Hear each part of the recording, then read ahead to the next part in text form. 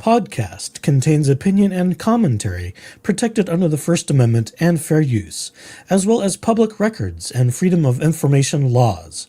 The content may include adult themes, adult concepts, and adult language not suitable for all audiences. For the safety of all, no viewer should ever engage with, interact with, seek out, or contact in any way persons being discussed, including those under criminal prosecution, and especially those that state, "It's not like I've gone and killed somebody!" Viewer discretion is advised. Oh, whoa, way, whoa, way, oh, way, oh, way, oh, way. Saturday coffee's gone cold in the cup. Swore this post would be short, yeah, psych, buckle up. Storm clouds are brewing, the emojis descend, darkening skies over drama that never quite ends. Tangents on tangents, the clauses ignite.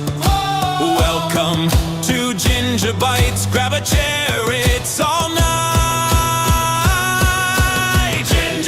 Snapping jaws of pure prose. Ginger Bites, where the short story grows. From the blog to the bar, it's a verbal fight. Ginger Bites, baby, wrong, wrong, wrong, but it's right. Hey, Ginger Bites, chewing the fat of the law tonight.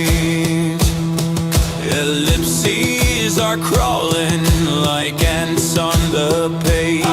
Subpoenas in waiting. If Jinko's on stage, one more footnote, one more to be continued. Ginger Bites forever, overlong and undiluted. Ginger Bites, roll the credits, kill the lights. Ginger Bites, still typing through the night. 1,000 words later and we're nowhere in sight. Ginger Bites, baby, we came for a snack. Got a feast of pure spite. One more clause, Ginger Bites. Good night, good luck, and good grief, of course. One more footnote, one more to be continued. Hey, Ginger Bites, hey. Forever, overlong, and undiluted. Whoa, whoa, way, whoa, way, oh, way, oh, way, oh, way, oh, way.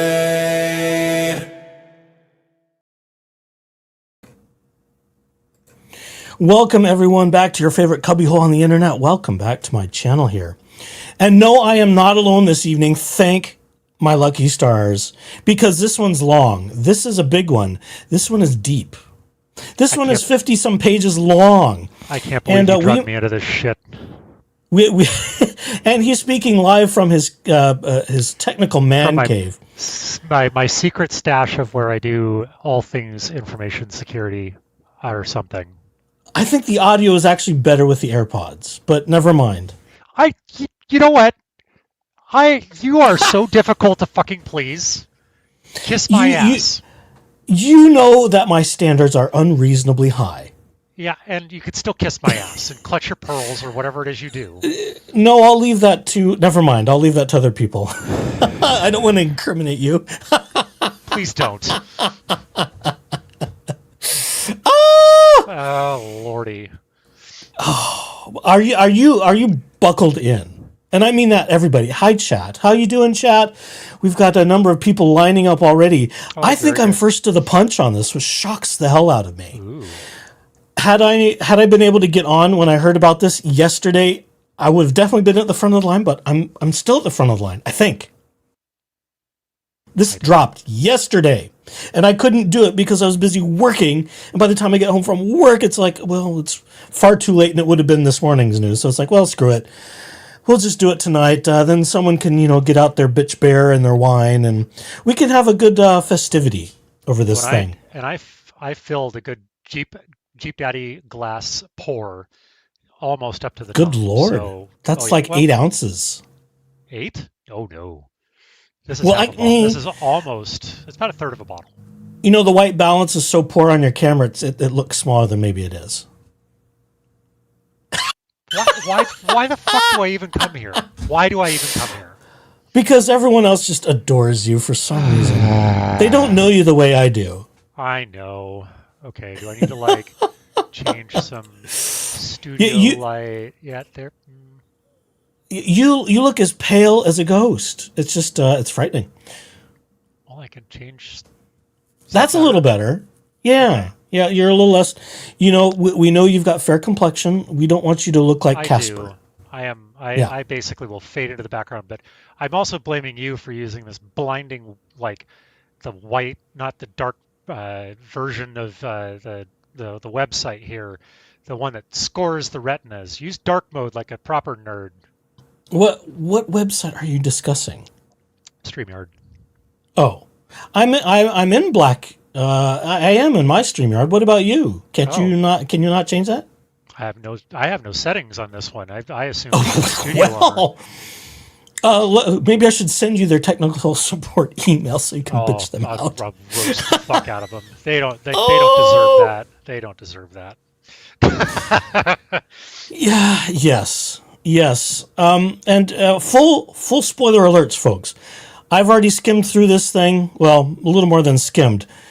Jeep Daddy and I were kind of texting back and forth a little bit last night after I had a chance to get it downloaded and go through it. And I went, holy shit. It's not good for him. And of course, I am well aware that Mr. David Gingras Esquire, that would be, as he's been affectionately referred to, first by Megan Fox, and then I think by a number of other people, including myself, Dingus the douche canoe. The fucking douche canoe. I don't know. I think this is kind of an indictment. That may not be the right word because, again, I don't practice in law and other things. But I am aware. Yourself in the crosshairs of certain legal keyboard warriors. Speaking, well, let me address that. Okay, he has posted twice today on the Gingras Law Office blogs. One of which being a video this morning where he goes full tinfoil hat. Comparing that he's not being allowed to depose Mata or get stuff that Mata may have submitted for the disciplinary review. He's gone full tinfoil hat and compares it to the Epstein files. And he says, well, if it exonerated her, then they should have released it because why wouldn't you? And he just goes crazy. And because that wasn't enough, he posted another one later today, kind of ramrodding the whole thing. It's like, this he does not look well. He looks panicked. He looks like he's about ready to get steamrolled, and he probably is. At least that's my opinion, based upon what I've read here, because I see this as an indictment from the Arizona bar. Okay. I do. And this does cover a lot of case history, but it is 51 pages specifically, with exhibits. Are you ready? Shall we not belabor the point for 25 minutes? I'm never ready for any of this stuff, but why don't you just go ahead and sling it on over? Let's bring it up. And this was posted by the Justice for Clayton Instagram. It has not been uploaded to the usual places just yet, like Victims of Laura Owens, but I suspect it will be at some point. So here it is. This is, let's start at the top. The Office of the Presiding Disciplinary Judge. It's filed February 25th of this year. C. Lopez, disciplinary clerk, with James D. Lee, bar number, etc. Craig Henley, bar number, etc. Senior bar counsel, State Bar of Arizona.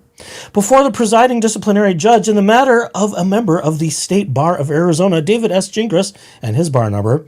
This is the amended complaint. So this is as fresh as I think it gets in this instance. And boy, folks, hold on to your hats because the accusations run hot and heavy. And based upon my opinion, I think they're guilty accusations. Of course, David denies everything pretty much in his today's rantings. Or he says there's a good explanation or, whatever befits him, as he often does. So that's no surprise there. How much reading are you going to want to do? As little as possible because I'm still sober, but feel free to toss me over unexpectedly and say a thing. Well, I mean, what are you going to do? Sit here and drink? Oh, what do you mean? Sit there and evening drink. Well, fine. You do you. I'll lead off, will. but I know. My shitty with microphone. your very nerdy yes, with your nerdy headset. Hopefully the audio on the receiving end is better than the silly little microphone. I don't know. Buy me a mic. I've told you this. You want me to do this I crap don't need with to buy you one. I just got to find it. Well, I've got one. I've even got an interface, for crying out loud. I've got an interface. I just can't find the stupid mic. I don't know what the hell I've done with it. I know. Well, it's what I've retired when I bought the nifty little Rodecaster Pro 2. It's like, well, it's not like I need to run multiple interfaces. That's just kind of silly. I just can't find the rest. I don't know what the hell I've done with it. I'll find it in some box I've forgotten about. Yeah, it's probably under a pile somewhere in that cubbyhole of yours. Yeah, probably so. Bruce says the archiving is ongoing. Well, it may be in this circumstance. All right, folks, get your beverages, get your popcorn. I'm not going to give you any more free time because we've got to get through this one quick because it's long. But it gets intense, and woe be unto David Gingras, I think. He should have ducked out, I suppose, when he had the chance, but he's decided to be rather loyal for reasons that escape me, but I've got more theories on that, and none of them are any better than the ones I've come up with before. Actually, they're a little worse, but never mind. Let's get to the paperwork. Amended complaint is made against respondent, that being David S. Gingras, Esquire. The fucking douche canoe. As follows. Introduction, number 1. I won't number all of them. Is that fair enough? We'll just read through, because if I start reading, we get into the hundreds, so that's going to get rather wild. God. Respondent. Yeah, exactly. Well, you're off to a great start, aren't you? Well, I was just thinking what you said earlier. Jesus hop skipping Christ. Yes, Jesus hop skipping Christ. That's exactly how I reacted when you said this. And I'm like, oh God. Yeah, it's no wonder he's flailing about on his blog page. It's no wonder, because this does not look good for him. And that's just my opinion. He claims this is no big deal. Or he intimates, I should say, that it's no big deal. He'll win. He'll be completely exonerated, blah, blah, blah, blah, blah. Okay, there we go. Respondent represented Laura Owens in Maricopa County Superior Court regarding a motion for sanctions filed against her in a paternity case she had filed. I'm so excited, I need to slow down. I'm going to get half the words wrong if I put myself at 2.0 speed. Well, I was just listening to some other people at 2.0 speed to kind of get through it before I hopped on. After being hired by Owens, respondent David S. Gingras became aware, based on his investigation and research, that she had made contradictory statements about her actions and had altered at least one medical record. Despite being aware that Owens had given contradictory versions of events and altered at least one medical record, respondent David S. Gingras failed to withdraw as counsel for Owens, or, alternatively, failed to diligently investigate and research relevant facts, pursued claims that were without merit, prepared an affidavit for Owens to sign that included false information, failed to take steps to address false statements that Owens made during her deposition and 2 hearings, and presented Owens' false testimony to the court. Reaction, sir? Well, that's kind of just stings right out of the gate, doesn't it? Sure do. Let's keep going. Let's keep going. In the words of Law Talk with Mike, don't worry, folks, it gets worse. During the period of representation, respondent failed to comply with a court order directing him not to disclose, outside of counsel for the parties, any medical or other documentation, exhibits, medical records, etc., disclosed between the parties, end quote. During the period of representation, respondent took steps to prevent Michael Maricini, a potentially adverse witness, from appearing and testifying at a hearing held on June 10, 2024, a day that will live in infamy for Laura Owens and David Gingras. During the period of representation, respondent made public disparaging remarks on social media about members of the public and Maricopa County Superior Court Judge Julie Mata, who presided over the paternity case filed by Owens. During the period of Go ahead. Naughty, that's it. Mm-hmm. Oh yeah, well, I covered some of those things. Some of them can still be found, would have been archived. Some people have recently talked about them, like Melissa Jade has talked about them on her channel.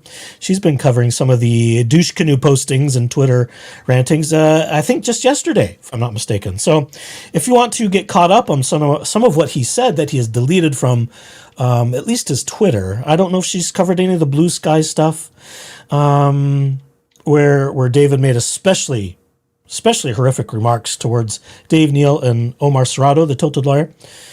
I don't know if she's covered that much, but we know it's out there. During the period of representation, respondent filed and pursued a non-meritorious appeal. General allegations. At all times relevant, respondents was licensed to practice law in Arizona and allegedly California, having been admitted to practice in Arizona on October 21, 2004. That's a little while. On August 1, 2023, Laura Owens filed a pro se, a petition for court order for paternity and legal decision-making, parenting time, and child support, here entitled Petition for Court Order for Paternity, against Clayton Eckerd in the matter of Owens and Eckerd, Maricopa County Superior Court, and there's the case number, a.k.a. Owens v. Eckerd. The petition for court order for paternity alleged that Owens had become pregnant by Eckerd. On September 14 of 23, prior to respondents' involvement in the paternity case, Owens filed pro se and expedited, I don't know why the exclamation point is in parentheses, but there it is, an expedited motion to seal court record, asking the court to seal the entire record in the paternity case. Well, if it goes sideways, we don't want it to get out, do we? I always find that odd. Owens attached to that expedited motion to seal court record copies of several email messages from Eckerd to Owens, in which he sought evidence that she was pregnant. And if you have listened to the amazing Love Trapped podcast created by Stephanie Young and hosted by Glass Podcasts, episode 4 dropped early this morning. And it was glorious, where we talk about these things. The next episode sounds like it's going to be even better. And in her interview with Schnitzel Ninja earlier today or yesterday, there was some hints about the next episode. And oh my goodness, this is going to be epic podcasting created by Stephanie Young and the Glass Pod. So go check that out. I meant to throw that in a link. Maybe I'll do that after we get off the live here. Wherever your podcasts are served, go look up Love Trapped. It's exquisite. Eckerd asserted in email messages that Owens, A, was not pregnant by him, and B, had never undergone an ultrasound, C, had offered illogical excuses to delay testing, and D, had provided him with a sonogram that had been created from an image on the internet. We know these things. A lot of this is going to be some sort of, historical accounting for the case. Among the email messages attached to the expedited motion to seal court record was a July 25, 2023 email message from Eckerd to Owens, which reflected that Eckerd believed that Owens had provided him with a false sonogram. The expedited motion to seal court record indicated that Owens had failed to provide Eckerd with evidence that she was pregnant by Eckerd.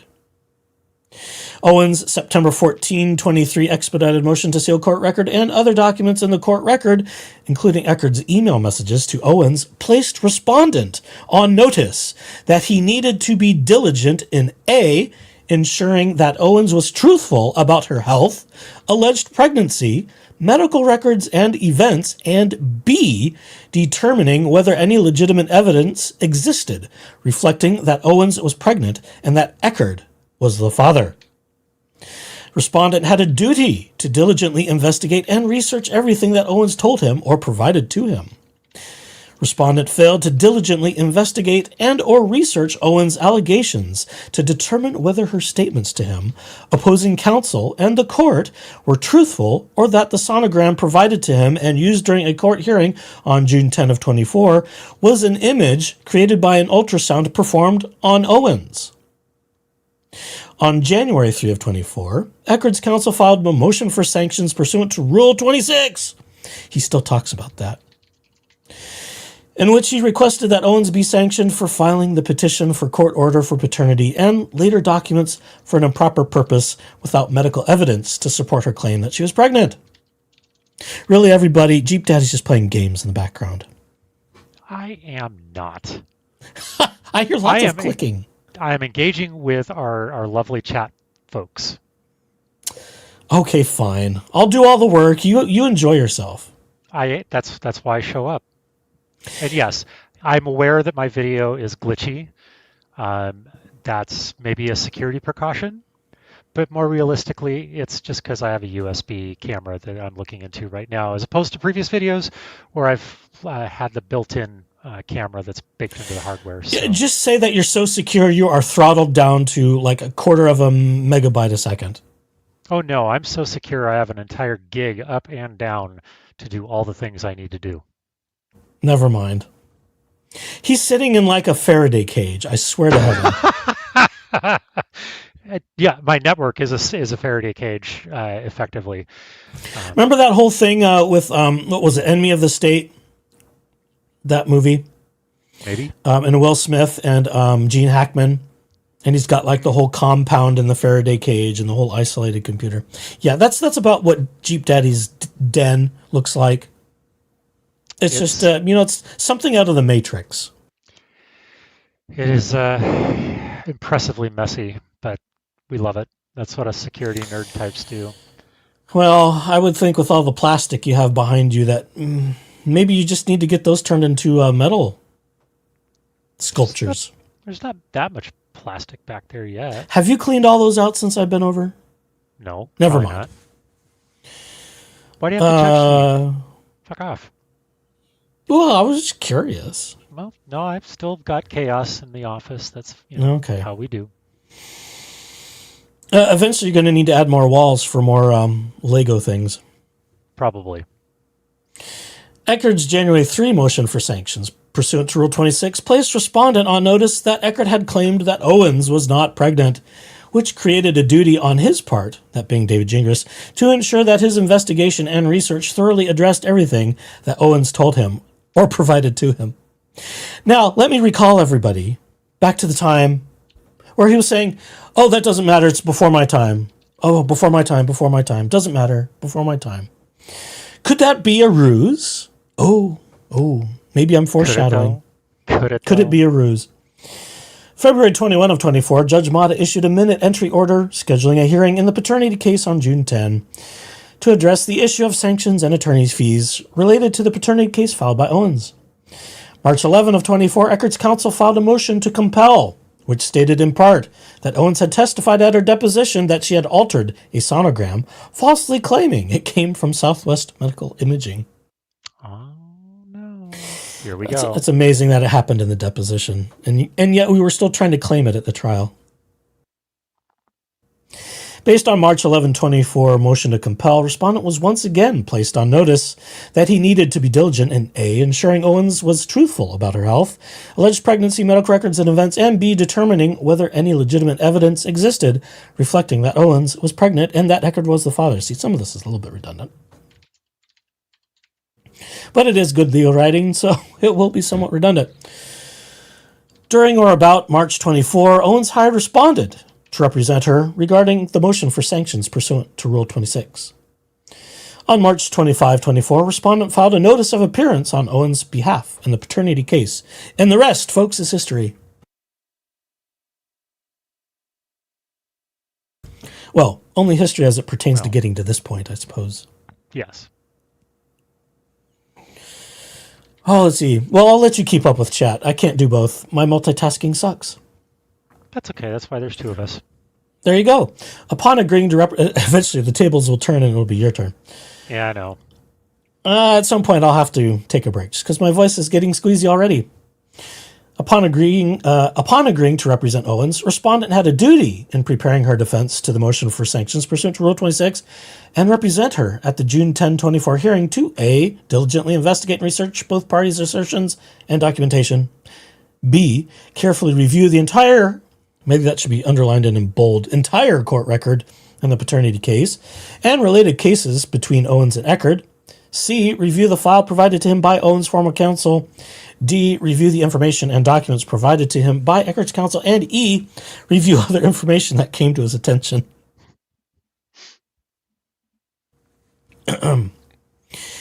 Let me also remind everybody that there was a time where he said, if Laura ever lied about anything, I'll drop her as a client. Yeah. Uh-huh. Oops. Whoopsie! Yeah. March 26, 24. Eckerd's counsel filed a motion for relief from judgment based on fraud. Hereafter, motion for relief from judgment in the matter of Owens and Eckerd. There's the case number there. That March 26, 24 motion for relief of judgment stated in part on October 6, 23. I feel like I need narrator voice. And October 25th, 23. Plaintiff Owens committed fraud when she filed her underlying petition for order of protection and then testified before Judge Duty under the fraudulent pretense that she was pregnant with defendant Eckerd's twins and that defendant Eckerd was cyberbullying her by posting her medical records online. To be clear, Plaintiff Owens was never pregnant by defendant Eckerd, as they did not have penetrative sexual intercourse. And again, all the standard disclaimers about adult content apply here, folks, in case you didn't figure that out. Yeah, it's so dirty. Well, I mean, to be fair, thinking about that, her doing any sort of sexual act is sort of repulsive, but... When we cover more of the real estate stuff, it gets dirty. Ooh. A lot of her stuff ends up getting dirty. You know, when I covered all the documents about Mike Maricini ahead of the DVR road renewal in California, I read through a lot of the old pleadings where she goes into graphic detail. Of course, she spins it to make it sound abusive, but it's like, good God, woman. Oh my God. That's when I played lots of sexy jazz because it's the only thing I could come up with to sort of take the edge off of that horrific stuff. There's patterns here. Oh, let's see. That motion for relief from judgment further stated that Owens had admitted during her deposition that she had modified the medical records, which the court relied upon to grant an order of protection. This is why people have been saying she committed fraud, especially early on. And not just in front of Judge Duty, but Judge Gelketsis. Oh, can I just show Clayton my pregnant stomach? No, sit down. Yeah. That motion for relief from judgment noted that Owens had provided no verifiable medical evidence to support her alleged twin pregnancy, and had admitted that the ultrasound at the core of this court's basis for granting the protection order was de facto fraudulent. Underlines in italics in original. The motion for relief from judgment contained additional information relevant to the paternity case.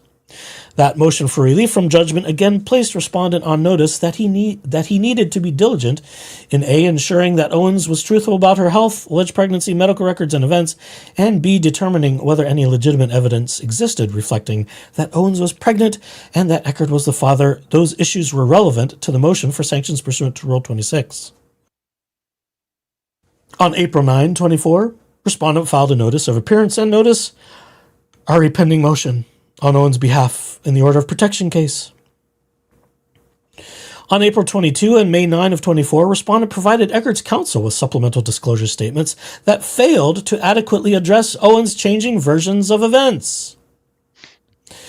On June 10, 24, Judge Mata presided over a hearing to address Eckerd's request for sanctions and attorney's fees. During that June 10, 24 hearing, Owens provided false testimony about matters pertaining to her alleged pregnancy. Respondent failed to correct or clarify Owens' false testimony during direct examination or redirect examination. On June 18, 24, Judge Mata entered an under-advisement ruling regarding the June 10, 24 hearing in which she found that Owens failed to meet the burden of clear and convincing evidence that Eckerd was the father of Owens' alleged pregnancy. Owens acted unreasonably when she initiated litigation without basis or merit. The petition for court order for paternity was premature at best. Owens repetitively failed to comply with Family Law Rule 49 regarding disclosure, even on order of this court. Judge Mata did not find that respondent had failed to comply with the disclosure or discovery rules. We'll read the footnote in a second. Or the court's April 4, 24 order compelling disclosure. Let me back up and get to the footnote.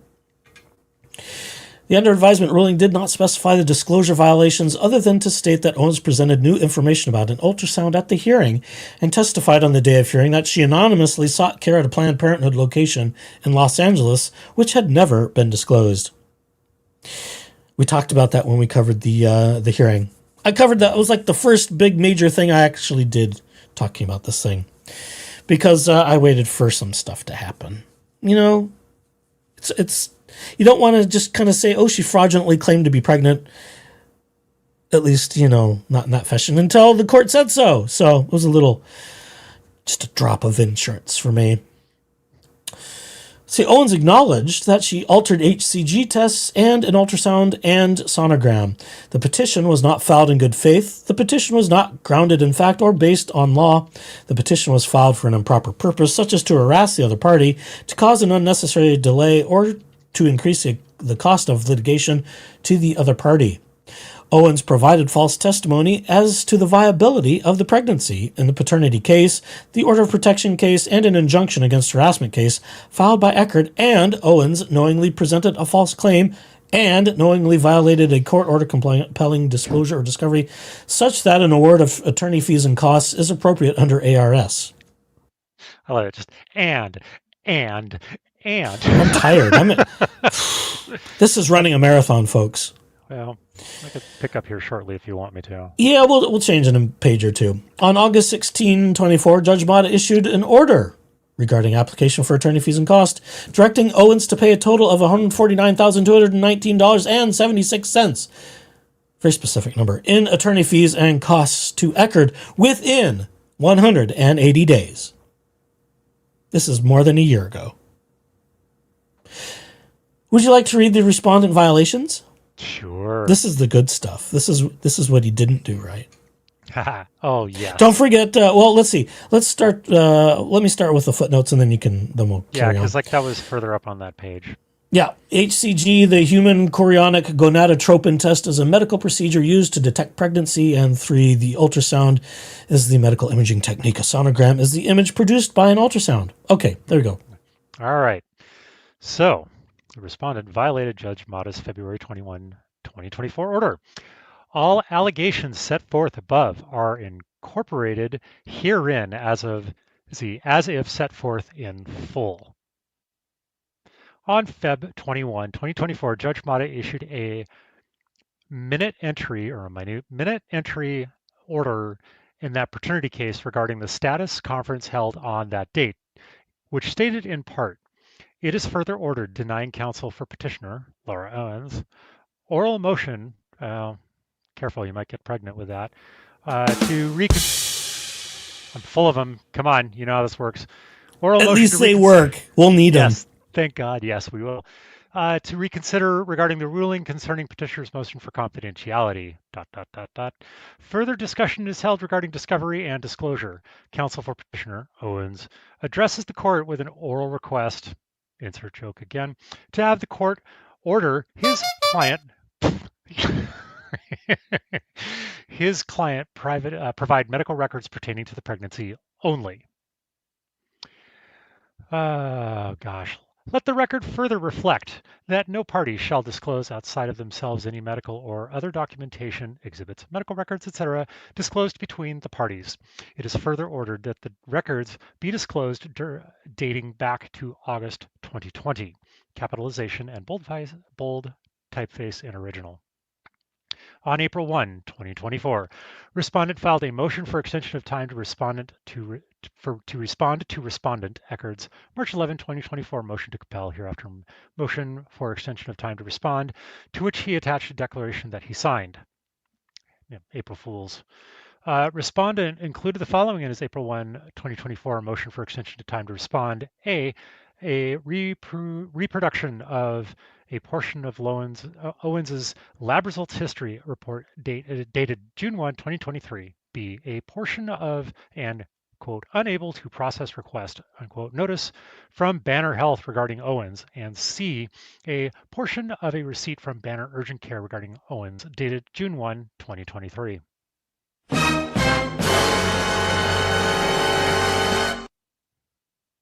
I did it just to see if it worked. Okay. It's coming. It's foreshadowing. Respondent included the following in his April 1, 2024 declaration. A reproduction of a portion of Owens's, quote, lab results history, quote, report dated June 1, 2023. B, a portion of a receipt from Banner Urgent Care regarding Owens dated June 1, 2023. C, a portion of an, quote, unable to process request, unquote, notice from Banner Health regarding Owens. And D, copies of messages between Owens and Dr. Joshua McCool. I think I got that right. Forgive me if I You did. Excellent. Dr. All right. Higley and Dr. McCool. As echoes it can only reproduce that voice. I cannot. Well, that's about another service I offer, I suppose. Yeah, I suppose. All right. So respondent knowingly violated Judge Mata's order by disclosing information and documents related to Owens' medical records in his motion for extension of time to respond and declaration. Respondent failed to file a motion to seal either his April 1, 2024 motion for extension of time or his declaration, despite Judge Mata's Feb 21, 2024 minute entry order. Oops. Bruce the Moose says, oh, the good old days of the responses to the responses to the respondent's response. Touche, Bruce. Kind of glad I've made it through most of this glass of wine before trying to unwind all that crap. Okay, let's see, we're at 46. Respondent failed to file a motion to seal. Is it what? No, I got that one. Let's see, 47. On April 4, 2024, respondent posted the following on his law office blog. This is where that fucker's just gonna, like, all that blathering on writing is just gonna get caught up with him. The chickens start coming home to roost. Buck, buck, buck, buck, buck. Okay, on October 16th, 2023, Laura had a blood test done at a lab. Wanna guess what the results showed? Pregnant. But don't take my word for it. The report can be viewed right here, presumably with a link. The underlying text was a link to Owens' October 17, 2023 Sonora Quest Laboratories medical report. Respondent knowingly violated Judge Mata's February 21, 2024 order by including a link on his blog that led to Owens's October 17, 2023 Sonora Quest Laboratories medical report. Also, on April 4, 2024, Greg Woodnick, Eckert's counsel, sent an email message to respondent which stated in part, quote, I am also not certain why you are publishing court documents and your client's personal medical records contrary to the court order. Laura Owens needs to comply with the order and provide disclosure, unquote. That email message from Attorney Woodnick placed respondent on notice that he needed to take some action to seal Owens's medical information and documents. You're on notice, bitch. Despite notice that notice didn't go very well. Apparently not. I don't think the notice was noticed. That's kind of part of the deal here, I suppose. Notice your notices, you dipshit. Let's see here. Despite notice from Eckert's counsel regarding his violation of Judge Mata's order on February 21, 2024, I just improvised that and I don't care. Respondent failed to file a motion to seal Owens's medical information and documents that he had disclosed in his April 1, 2024 motion for extension of time to respond and attached declaration. Well, it's not his fault. It was before his time. Sure. Yeah. Okay. Uh-huh. On or about April 19, 2024, respondent posted to his law office blog and or other social media, again, fucking brilliant move, you dumbass, the content set forth in Exhibit A to this complaint, which included a portion of one of Owens's medical reports. On April 26, 2024, a Friday, at approximately 5:50 p.m., respondent filed petitioner's response to respondent's amended motion for relief based on fraud hereinafter. April 26, 2024 response. The days of responding to the response. Bruce is absolutely right about that. Respondents? I don't know. Respondent's filing of the April 26, 2024 response did not, at the time he filed it, become a matter of public record. That April 26, 2024 response included a summary of portions of Dr. Dean's and Dr. Justicia Lindy's expert report, which they had prepared for Eckerd, pages 8 through 11, under the heading "Miss Owens was pregnant," discussed Dr. Dean's and Dr. JL. I'm just going to go with that because I'm tired of trying to pronounce that and butcher it. Expert report and quotation taken from Drs. Dean's and Dr. JL. Expert report appeared near the bottom of page 10.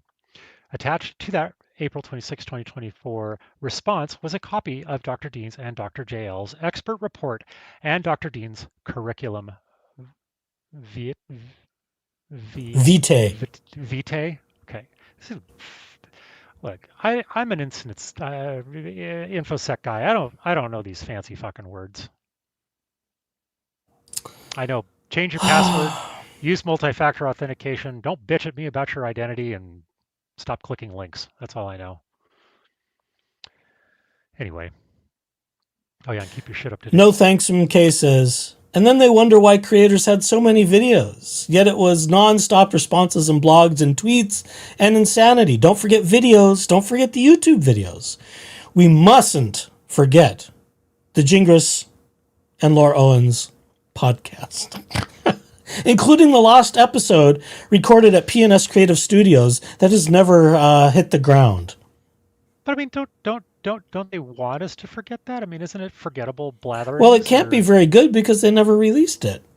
Oh, that's too bad. Maybe it didn't go so well. I mean, there was that whole thing. Oh, the audio was terrible, and then this is where Laura Owens was about ready to sue them too, and gave them a charge back so she didn't have to pay for it, and then submitted them to the BBB and the Arizona Attorney General's or something. You know, all this full-on Karen stuff. Because she doesn't know how to edit audio, allegedly. Yeah, anyhow. Moving along, also attached to that April 26, 2024 response were copies of Owens' medical records and other documents relevant to Eckerd's claims, e.g. Owens' affidavit dated April 16, 2024, included information from Owens' medical records and portions of her medical reports/records. At approximately noon on Saturday, April 27, 2024, respondent posted on his publicly accessible personal X, formerly Twitter, account, his law firm website, and or other social media a link to, among other things, his April 26, 2024 response, which included portions of Owens' medical information and documents. We owe him so much. I say that in jest. God. Respondent knowingly violated Judge Mata's February 21, 2024 minute entry order by posting Owens' medical information and documents on his Twitter account or other social media. I refuse to call it X. Fuck off, Elon. On April 29, 2024, the Maricopa County Superior Court Clerk's Office docketed respondent's April 26, 2024 response, at which time that document became a public record available to the public through the clerk's office. Neither Dr. Samantha Deans nor Dr. Faye J.L. consented to the publication of their expert report because it contained a review of Owens' private medical records, which was intended solely for the attorneys and the court's review. At no time did respondent file a motion to seal A, Owens' medical information or documents, or B, his April 26, 2024 response, despite Judge Mata's February 21, 2024 minute entry order. Okay. Ethical violations related to respondent's violation of Judge Mata's February 2021 order. By engaging in the context set forth above, respondent violated ER 3.4c by knowingly violating Judge Mata's Feb 21, 2024 order and court rules. ER 36a by making extrajudicial statements that he knew or reasonably should have known would be disseminated by means of public communication and that would have a substantial likelihood of materially prejudicing the paternity case. ER 44A by using means that he had no substantial purpose other than to embarrass, delay, or burden any other person, and Rule 54C, Arizona Supreme Court, something, by knowingly violating Judge Mata's Feb 21, 2024 order. Do you need a break? I do, because I still have Okay, wine break. Glass.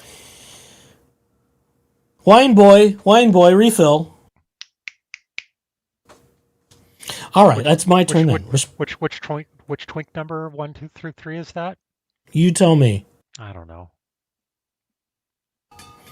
Respondents' efforts to preclude Michael Maricini from testifying on June 10. We all know about this because someone made great saber rattling, claiming that the summons, the subpoena to call him to court from Arizona, to Arizona from California, a certain Dingus the douche canoe, Fucking douche canoe. claimed it wasn't remotely valid and that Mike needed to be arrested and hauled away for violating the restraining order in California. And it was the judge's responsibility to make sure he was arrested for getting so close to Laura. Brace yourselves, folks. It gets more interesting. All allegations set forth above are incorporated herein as if set forth in full. Laura Owens, we'll use some acronyms too. Laura Owens obtained a DVRO against Michael Maricini in California, which was renewed and extended to September 11 of 25. That DVRO required Maricini to remain at least 100 yards away from Owens. We've heard these requests before, haven't we? Very recently. During the course of the paternity case, Eckert's counsel disclosed to respondent that he intended to call Maricini as a witness. A few weeks later, just before the disclosure discovery deadline, Eckert's counsel informed respondent that, contrary to information he, respondent, had been given by Maricini's California attorney, Maricini would appear and testify at the hearing. Neither Eckert's counsel nor Maricini nor respondent filed a motion in the San Francisco County Superior Court to modify the terms of the DVRO to allow Maricini to testify. I've done it already. Can you hand that bottle over? Sure. Okay, no one wrote to the court to modify the terms of the DVRO to allow Maricini to testify in Arizona, but it sounds like, and again, this is why I don't practice law, it sounds like it wasn't a requirement because he was subpoenaed legitimately by the court, and he voluntarily complied. On April 30 of 24, respondent filed a motion in limine asking the court to preclude Maricini from testifying because his testimony would elicit improper Rule 404B evidence, and Eckert's counsel had allegedly failed to comply with the disclosure rules regarding the nature of Maricini's testimony. Respondent did not reference the existence of the DVRO in that motion in limine. Oops. I forgot. The Conor McGregor of whatever is not McGregoring or not Conoring. I'm not sure which. I don't know. I don't know what you're talking about. Oh, Dingus refers to himself as the Conor McGregor of litigation. Oh, cool. It's, I guess the guy's a boxer, Conor McGregor or something like that. Ah. Those hyper machismo references kind of escape me. Most of them do to me too. Hi, TX Packet. Especially when it's, super masculine things like, wrestling and that kind of thing where people are just rubbing all over each other, mostly naked, and a bunch of guys grinding on each other. And I wasn't paying any attention to the dialogue in those movies. I was, mostly... I know, we're just oogling. Yeah, basically.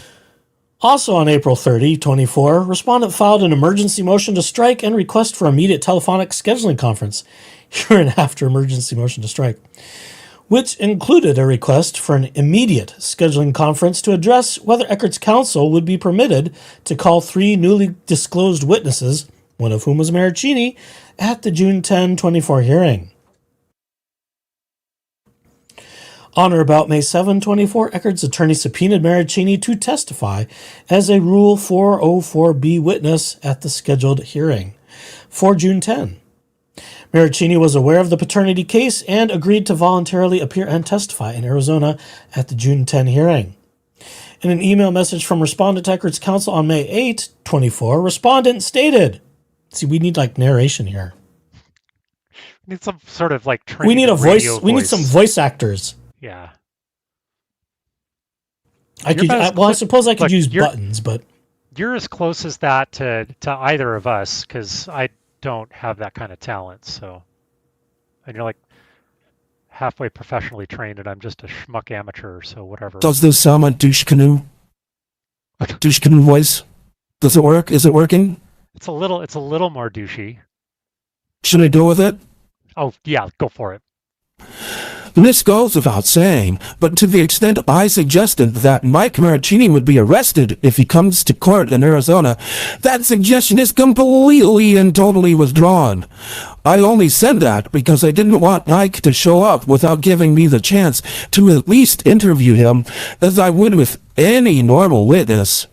As long as Mike agrees to have a reasonable call to answer to some questions, I'll stipulate and agree that his response in Arizona is not a violation of anything and will not expose him to arrest or other legal consequences. douche canoe voice off.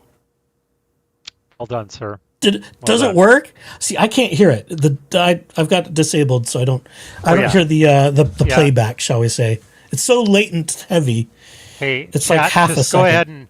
Go ahead and just like let him have it. Like, was it good? It was is it bad? AI slop. I will absolutely agree with Wallace Juno.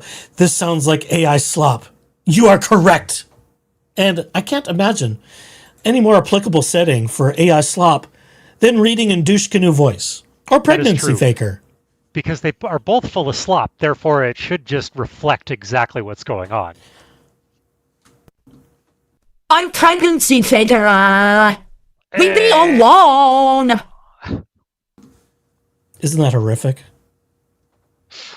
Oh my God! Don't impersonate her. Don't impersonate her. That is that not an impersonation. That is not impersonation. And it's not an AI voice. It's just voice mod. It does filtering and things. It's not like I don't have that capability or capacity or level of interest to try and sample Laura Owens and make an AI voice out of it. If it's even possible, I don't know. I've never done it. It is possible. At least, voice sampling and it? Voice. Oh, yes, dear me. It is, but you have to have the computing power in order to have that happen, because it is. That sounds expensive. We're on a limited budget here, folks. Relax. Look, if anyone with all considers of my monitors and all of my computing power that I have here at the Jeep Daddy InfoSec headquarters, I cannot even do that.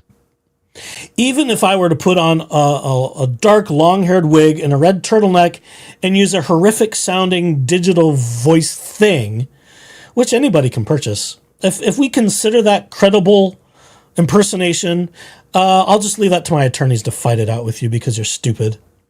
And it's for satire and parody purposes only. Have I covered my base? Is that good enough? I'm still stuck on you actually trying to wear that outfit and replicate her. I'll bet Lauren would hand it over. I'm not sure I could fit into that turtleneck or whatever it was, the red sweater. I doubt it, because I'm pretty sure one of your legs is about as round as or as big as she is in totality because of all of her like. Shh. Hey. Shh. You're short. It's not after dark yet. That's what I'm saying. It's just you're short. Oh, I wasn't sure which leg you were referring to. Oh, stop! Don't just. Says the waka. Says the ass that was pearl clutching at me earlier for my not even nearly that salacious commentary. Bitch, well, it was please. accompanied with pictures of somebody in a bikini. I can't help what somebody puts up on their Instagram. Oh, what are we to do here? Jennifer C is very, very accurate. Megan Fox does a wonderful Laura Owens impersonation. That works. Right down to the vocal fry, I will add. Megan might let you do a voice sample of her impersonating LO. What I want to know. Megan uses supertip.gg. what she submitted to it, because she does AI voices that include everything from pregnancy faker to douche canoe to what are the other names she's given people? Lynette Preston, some others, including her own father. And of course, they're for satire and parody purposes only. How she went about doing that, how that all works. So, there is something out there. I don't know how it works. I've only seen Megan use it, and you can give her a super tip and have a message that you type out read back on chat in any voice you so choose. It is entertaining. I will give it that. That does sound kind of delightful, honestly. It's like a podcast that I used to listen to that would, if you donated enough, you could have them create a custom heaven for you. Oh my. Yes. Oh my. It was absolutely delightful. Ronnie G says Super Tip now has image tips. Very cool, golly. Oh, Lord help us. Bruce says it's only a matter of time before the MacBook Pro becomes so powerful it can deep fake my antlers. Look, you won't even need a MacBook, Bruce. You'll be fine with an iPad Pro that's got that M4 chip, and it will be able to do it. Oh dear. But let's go ahead and give that a shot. So send me a photo of you, Bruce, and I'll go ahead and run it through all of my Mac hardware here and see if the A4 Gen works just fine for that. Oh dear. Oh dear. They're talking nerd and it's over my head. I haven't seen anything about the Neo yet. I've seen that it exists. I have not gone and looked at it, but the headline that I saw was, well, with this, why do I even need a Windows machine? Oh. I was like... As in, it's that bad? No, Windows machines are that bad. Like, these are apparently going to, like, rock the fucking computer world. Oh. Well, golly, yeah. That sounds impressive. I could run the entire Cubbyhole Studios on an iPad. Maybe. That would be ingenious. Although, that's not enough screen space. I need lots of screenage. Look, I'm currently using a Mac right now, and I have 3 monitors staring at me for this production. You'll be just fine. You'll be just fine. Get yourself a Mac. Yeah. Oh, Big Bad Marcus is upset. We need to get back to the Yeah. That was our page 17 digression. So we made it pretty far before absolutely breaking down. We're like a third in. So yeah, that's not bad. We're talking about Marcini. Under an hour. We're under an hour. I think Marcus is just flirting with me. Maricini did not make himself available for respondent to interview. On May 21, 24, Judge Mata issued a minute entry order denying respondent's motion in limine. June 3rd, 24, to preserve the issue of the propriety of Maricini testifying at June 10, respondent filed a pretrial statement that addressed that issue. In that pretrial statement, respondent explained that it would be a crime. It would be a crime for Maricini to violate the California DVRO, and that any violation of the order by Maricini would subject him to arrest.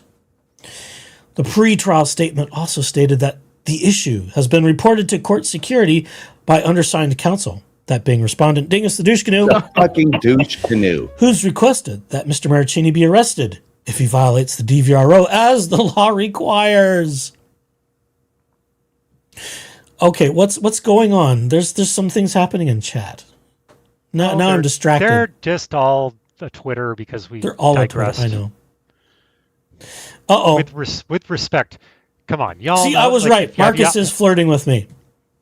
What? Well, he can take me out for dinner. I won't say no. Just because I'm a cheap date. Sort of. Sometimes you just want dinner. Sometimes you want 5-figure musical instruments. Well, that's just too bad. Or 7 or 8-figure musical instruments. But it's not like I order the multiple glasses of wine and all the appetizers, and then I get bamboozled into dessert because, well, I just have to piss off my medical staff. Shut up. You liked that mango custard just as much as I did. Oh, it is divine. Have you talked to them about making mango ice cream out of that custard? You should. I probably ought to. Next time you're in, which I'm sure will be before the end of next week. Probably. Oh, let's see. Subject of arrest. So court security. Okay. Golly, I was twiddling my finger and I've lost my spot. There we go. Also on June 3rd of 24, respondent called security personnel at the Maricopa County Superior Court and spoke with Officer Gibbs. I'm not making fun of him. It's just funny to me. With Officer Gibbs, informing him that Owens had a valid DVRO from California and that she was concerned that he intended to violate the order by appearing at trial. Her need to control everybody is extraordinary. Next page. Also on June 3rd of 24, respondent sent an email message to Officer Gibbs to which he attached a copy of the California DVRO.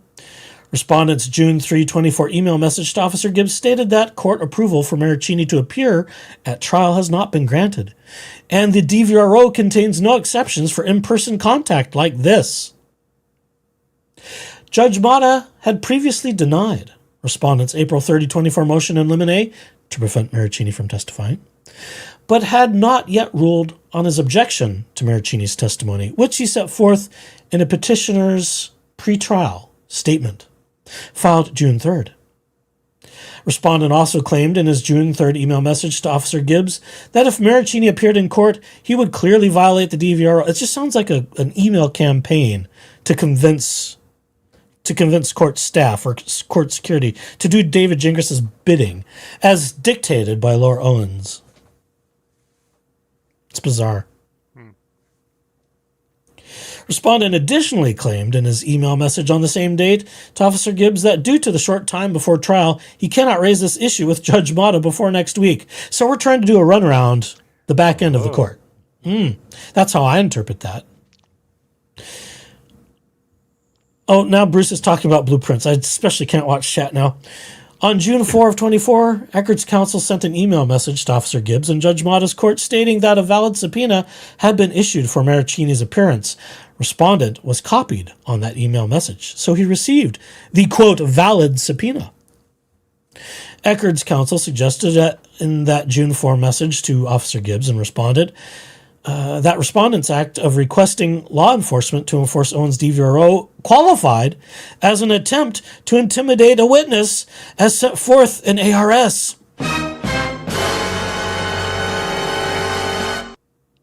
Naughty. There's ARS 13-2802 for those of you who really wish to look it up. Sometime prior to the June 10 hearing, respondent sent an email message to Maricini's California attorney informing her that because of the DVRO, Maricini would be arrested if he attended the June 10, 24 trial. On the morning of June 10, when Owens saw Maricini in the parking lot, respondent, well, that's this guy. The fucking douche canoe. Contacted court security personnel, but he was informed that they were unable to help.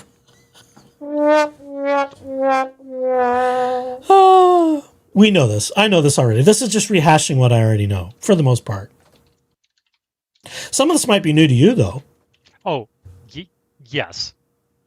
The antics of the paternity hearing were something else, including David stating that he had a firearm in his vehicle. Yeah, that's not sort of threatening, is it? No, not at all. Not at all. Not even kind of.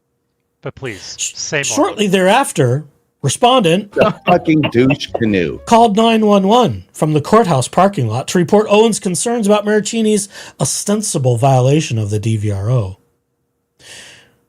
Well, I'm wondering if we'll see charges for misuse of 911 at any point from someone who has a bar card in the state of Arizona.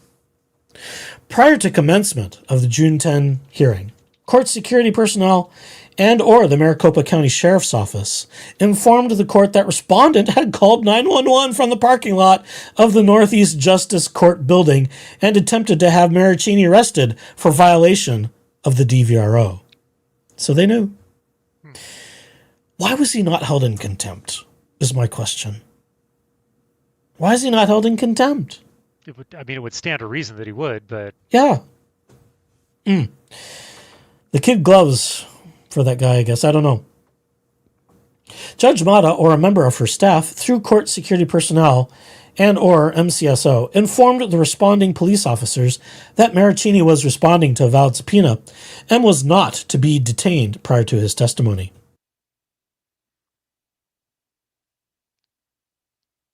On June 10, 2024, court security personnel escorted respondent and Owens from the parking lot to the courtroom prior to the hearing. At the June 10, 2024 hearing, Judge Mata allowed respondent to argue on the record before any witness was called his objection to Maricini testifying. Respondent argued non-disclosure as a basis for precluding Maricini's testimony, as well as the existence of the DVRO, stating, buttons, hang on. I have to change pages. There we go. The second issue, Your Honor, deals with this California court restraining order. I think you have a copy of it. It's one of our trial exhibits. We have a court record from the state of California that prohibits Mr. Maricini from being within 100 yards of Miss Owens. He's in violation of it right now. There's no exception for court appearances. She is so terrified that she may not be able to sit here during this trial. Under the full faith and credit clause of the U.S. Constitution, and also under federal law, this court is required to enforce that order as it is written. You can't change it, you can't modify it, you can't disregard it, and yet, here we are. End voice. Judge Mata affirmed her prior ruling, allowing Maricini to testify. Maricini was sworn to testify in court on June 10, but never testified. Yeah, they didn't have enough time. Pity that. For shame. Yeah. Do you want to do the next section? Sure. I think I've had enough time to wet my whistle here a little bit. Good. Now I can catch up on wetting mine. Very good. Violations. Oh, hang on. What? Bruce makes this very accurate reminder. She's so scared, but he, being Dingus, waived the rule of exclusion. Okay, bro. Okay, carry on. Violations based on respondent's effort to preclude Michael Maricini from testifying on June 10, 2024. Based on the conduct set forth above, respondent violated ER 34A and ER 84A by unlawfully attempting to obstruct Clayton Eckerd's access to Maricini's testimony, ER 44, by using means that had no substantial purpose other than to embarrass, delay, or burden Eckerd or his counsel, and ER 84D by engaging in conduct prejudicial to the prejudicial works. Prejudicial, sure, to the administration of justice. Respondents disparaging comments about Maricopa County Superior Court Judge Julie Mata. Ooh, this was a fun one, I bet. 100. All allegations set forth above are incorporated herein as if set forth in full. I'm going to have to start using that in like emails at work. As set forth in full? Yeah. Okay. All things are above or below. I haven't used it yet. I might have to start using that one. That's a good one. Anyway, respondent knowingly made unprofessional, disparaging, and inappropriate comments about Judge Mata's qualifications and or integrity in documents filed with the court, and in posts he made on social media accounts. You'll like this part. First instance, Judge Mata's father's attendance at the June 10, 2024 hearing. On July 8th, 2024, 20 days after Judge Mata entered her under advisement ruling regarding the June 10, 2024 hearing, respondent filed a notice of change of judge for cause, memorandum and affidavit in support, hereafter notice of change of judge for cause, which was unprofessional and inappropriately disparaging of Judge Mata. For example, respondent stated the following in the notice, and I do not have a voice, so whatever. Do I need to read it for you? Need? Okay, never mind. It is difficult to image a more disrespectful, disreputable, and disgraceful act for any judge to commit than inviting her father to attend a high-profile trial in support of a party. Like Well- someone's mother showing up for an injunction hearing against Hey Rob. Is God, that equally disgraceful? Funny that. Yeah, it's just, gosh. I just only hope that Judge Mata's father was able to sit in a black chair. The black chair, the black chair. Oh my God! While also privately engaging in prohibited ex parte discussions about the case with her father. Footnote 4. According to the internet reports. The internet reports. Ah, la, la, la. Judge Mata's father attended the June 10, 2024 hearing over which Judge Mata presided and was present in the overflow courtroom where the hearing was live streamed. Oh, so he wasn't in the courtroom. That's correct. He was in the overflow along with a few other people. So, but that's still, but yeah, all right, cool story, bruh. Let's go. Okay. Yeah. Anyway, back on track. These actions made a mockery of these proceedings, as shown in the video clip submitted herewith. Clayton supports gleefully celebrated Judge Mata's father's participation in the case, even going so far as to laughably ask people not to spread information about his participation because after... Do you want the footnote an hour later? I already read the footnote. Weren't you paying attention? No, I'm reading chat. Okay. All. We don't need a mistrial here. For once, those followers were exactly right. The conduct of Judge Mata and her father absolutely warrant a mistrial, or more accurately, a retrial. Bullshit! For a different, unbiased judge. Bullshit! This shameful conduct by Judge Mata not only violated Laura Owens' rights, it raises serious questions regarding Judge Mata's fitness as a judge of the Superior Court. Any reasonable objective observer, in Laura's opinion, would be justified in wondering, quote, Laura's position. Yeah, whatever. Laura's position would be justified in wondering, whatever. We don't want to know about her positions very much. Thank you. Ew. Thank you for distracting me with that. You're rude. Just wait until we read more of the Clayton Eckert response to her real estate complaints. Oh, right. Talk about ew. Double ew. Laura Knighty covered that, along with Bruce the Veritable Moose. The Veritable Moose now. I think he's a veritable moose. He is. He's everywhere, veritably. Mm-hmm. Very flexible and very versatile moose. No comment. There were jokes made. Lauren made a joke about Bruce having a host of men over. There were jokes made. Well, God damn it, Bruce. Why wasn't I invited? Fuck you. And the joke went something to the effect of, never mind. Go just watch Lauren's last one with Bruce and go see for yourself. That was... It almost got me in trouble today at work. It's like, oh shit, good thing nobody heard this. That's what AirPods. But it was funny. AirPods are a wonderful thing, my friend. Just FYI. I might need to. Well, no. I mean, they were in, but you never know who's looking over your shoulder. You know, someone likes to sneak up behind me and breathe down my neck at work. Yeah, shoulder surfing is a bad thing. Yeah. Anyway, it was funny. Bruce took it in good stead. Lauren's just cracking jokes at Bruce's expense, and it was just funny. Okay. Let's see here. It's justified in wondering, quote, was my case fairly decided based on the evidence, or was Judge Mata simply trying to impress her father? Look at me, Daddy. I'm a real judge now. Just watch me destroy a young woman's life because the other party was on The Bachelor. He.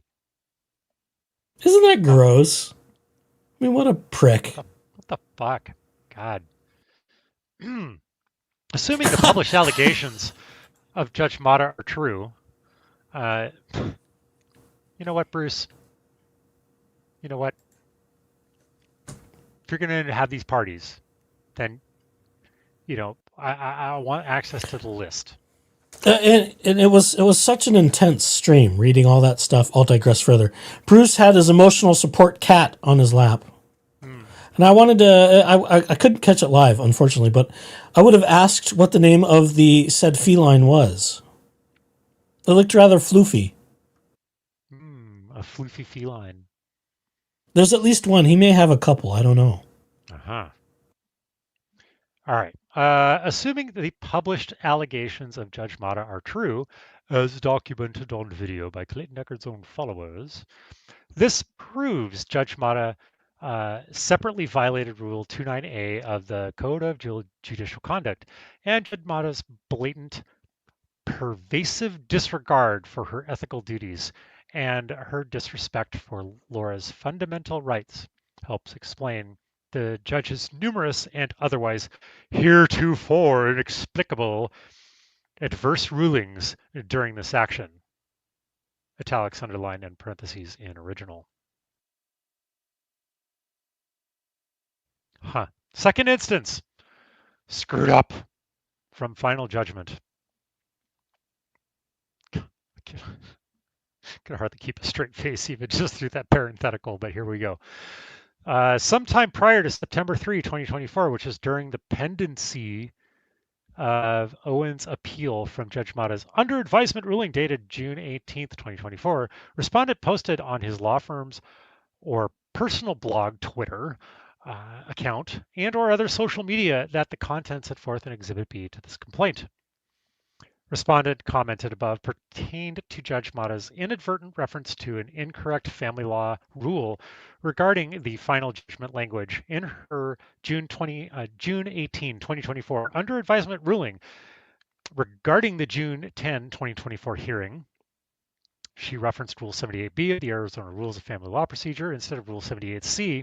She corrected that inadvertent error on February 18, 2025, after the Arizona Court of Appeals remanded the matter to Superior Court. Oh no, she corrected herself because they said, and she changed and fixed it. Okay, that changes nothing. Okay, third instance, commission of crime. Sometime prior to September 3, 2024, during pendency of Owens' appeal, respondent posted on his law firm's or personal blog, Twitter account, and other social media the content set forth in Exhibit C to this complaint. Respondent's reference to Judge Mata's committing a crime pertained to her alleged failure to enforce the DVRO against Maricini by allowing him to attend the June 10, 2024 hearing and be within 100 yards of Owens.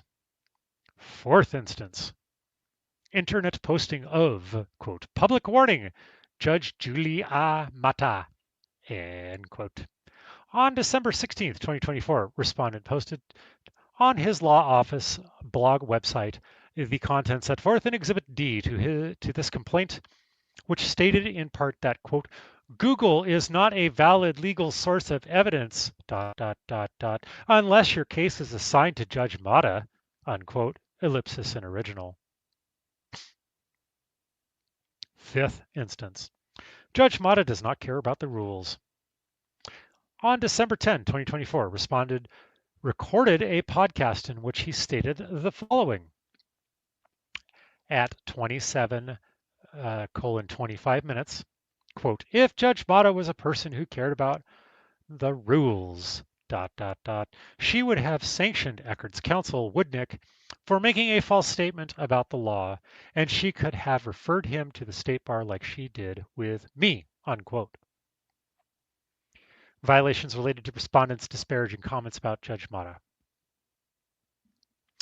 Based on the conduct set forth above, respondent violated ER 44A by using means that have no substantial purpose other than to embarrass or burden Judge Julie Mata, ER 8.2A, by making a statement with reckless disregard as to its truth or falsity concerning Judge Mata's qualifications or integrity. ER84D, by engaging in conduct prejudicial to the administration of justice, and rules 41B3 and 7, Arizona something, whatever. I keep getting tripped up to be that, and I don't care. By failing to maintain the respect due to the court and Judge Mata and engaging in unprofessional conduct, including by making public statements about Judge Mata's qualifications or integrity that were originally or objectively false. Well, they are originally false, but objectively false, or made with reckless disregard as to truth or falsity.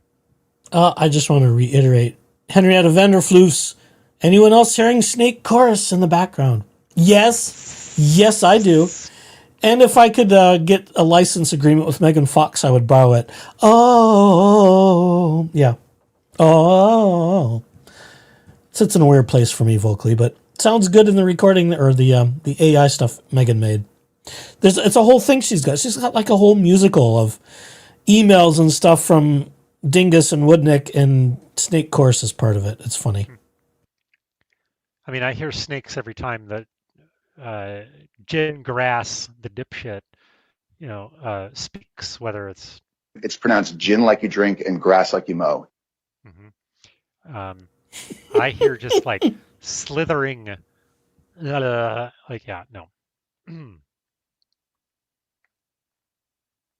Anyway, it's your turn to read. I'm done. Oh, okay, fine. Yep. Are we at the next section? Disparaging comments about members of the public.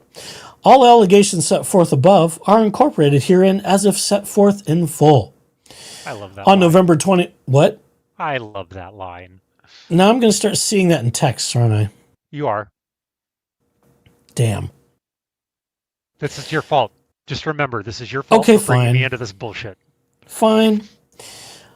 On November 21, 24, respondent sent an email message to Laura Owens and copyright at reddit.com in which she identified himself as a lawyer in Phoenix, Arizona, representing Owens in her case against Eckerd. That November 21st email message, which respondent made available to Reddit employees when he sent it to copyright at Reddit, stated... So that's actually kind of funny. A reminder, folks, the second you email things to another person, you lose control of it. It is not private, per se. Nope. Am I correct in that, sir? Would you like to speak on that issue of security?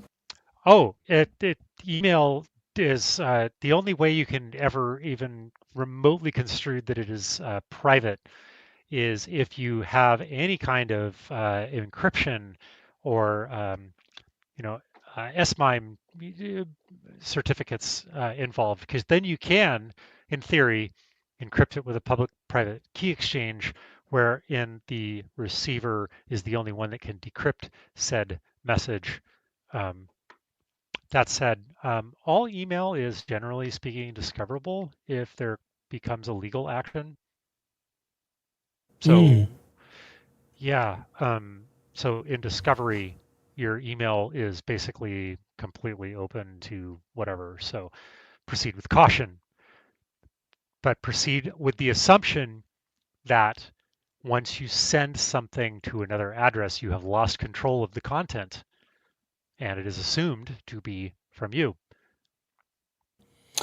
Gumbatron01 says, AI created images or music cannot be copyrighted as far as I know.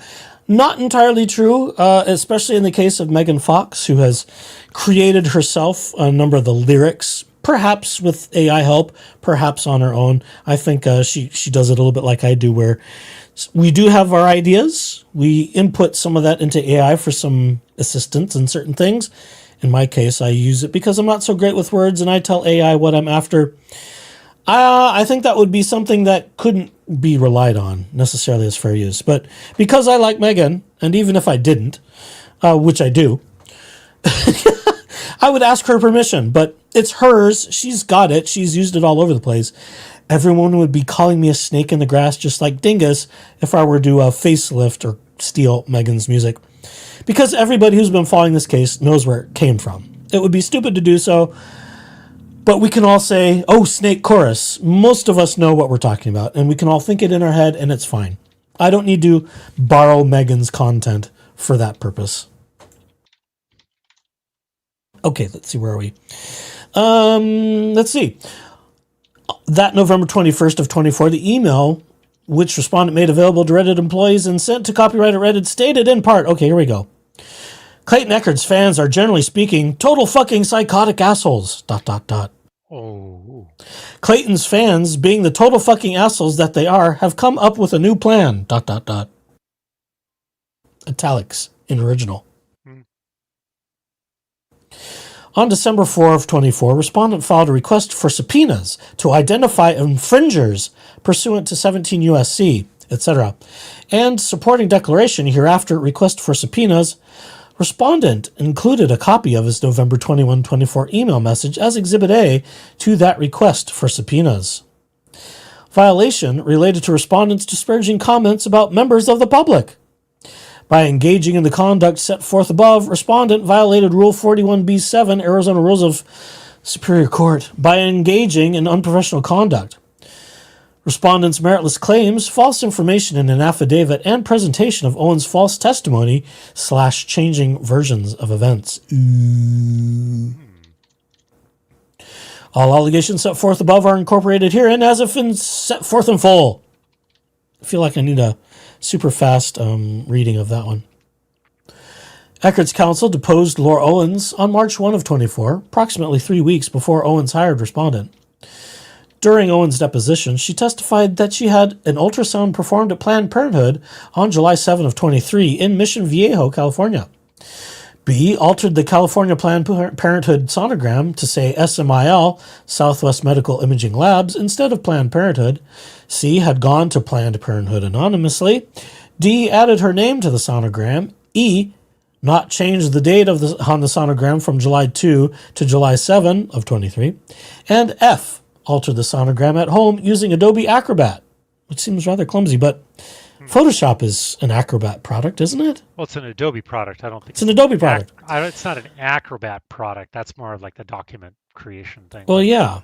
I wonder if there's been a little mixing of terminology. Well, and maybe she did use Photoshop, but because it's an Adobe thing, we're kind of getting mixed up. I don't know. Yeah, we're just crossing the streams. On March 11 of 24, Echard's counsel filed a motion to compel the production of, among other things, the original records from Planned Parenthood Mission Viejo Health Center. On March 25 of 24, respondent sent an email message to Echard's counsel stating he would take a trust but verify approach. Did he verify anything? Did he? I'm not so sure. If he did verify anything, he decided to just ignore the fact that it completely put his client in a bad position. Can you scroll back up a little bit to like 18? Yeah. I feel like that's a bit of because I mean, trust but verify is a slogan that a lot of InfoSec people use, but I feel like that is completely, let's see, respondent sent an email, he would take a try. So Gingras is taking a trust but verify approach with Owens? Yes, he sent a note to Woodnick saying, because they had warned him, Woodnick had warned Gingras that there's something wrong with their client and we're pretty sure she's made all this up. And David's response was, well, I'll take a trust but verify. Oh, that's laughable. That's what this is saying. Yeah. And that he would actively investigate every detail of what she had said, looking for information that contradicted her statements. Yeah. No. Fake news.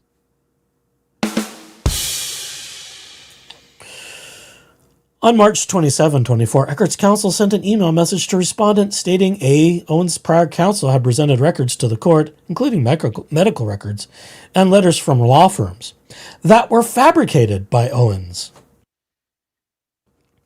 B. Owens had misused court processes in multiple states to perpetuate the most bizarre of cons for relationships. Ooh. And C. Coercing them into dating contracts. Yeah. Please say more. And C, 4 men had documented Owens faking pregnancies and fabricating medical records.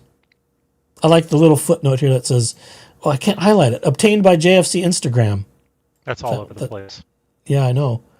Oh, maybe that's because they released this. It's like their Probably. watermark. Fine. Probably. Whatever. That March 27, 24 letter from Eckert's counsel placed respondent on notice that he needed to be diligent in A, ensuring that Owens was truthful about her health, alleged pregnancy, medical records, and events, and B, determining whether any legitimate evidence existed reflecting that Owens was pregnant and that Eckert was the father. We've heard that phrase before.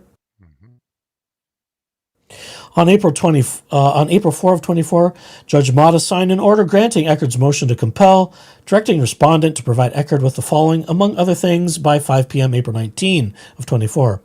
All medical records for petitioner Owens from Planned Parenthood Mission Viejo from on or about July 7, 2023. That April 4/24 order placed respondent on notice that he had to diligently search for all of Owens' medical records at Planned Parenthood Mission Viejo from on or about July 7 of 23. On April 10/24, respondent reviewed Judge Mata's April 24 order and sent an email message to Owens regarding that order. Ooh, this is getting interesting. When respondent asked Owens for information about the Planned Parenthood sonogram, she provided him with her username and password for her Planned Parenthood patient portal. She does that a lot. On April 15, 24, at 1:55 p.m., respondent logged into Owens' Planned Parenthood patient portal.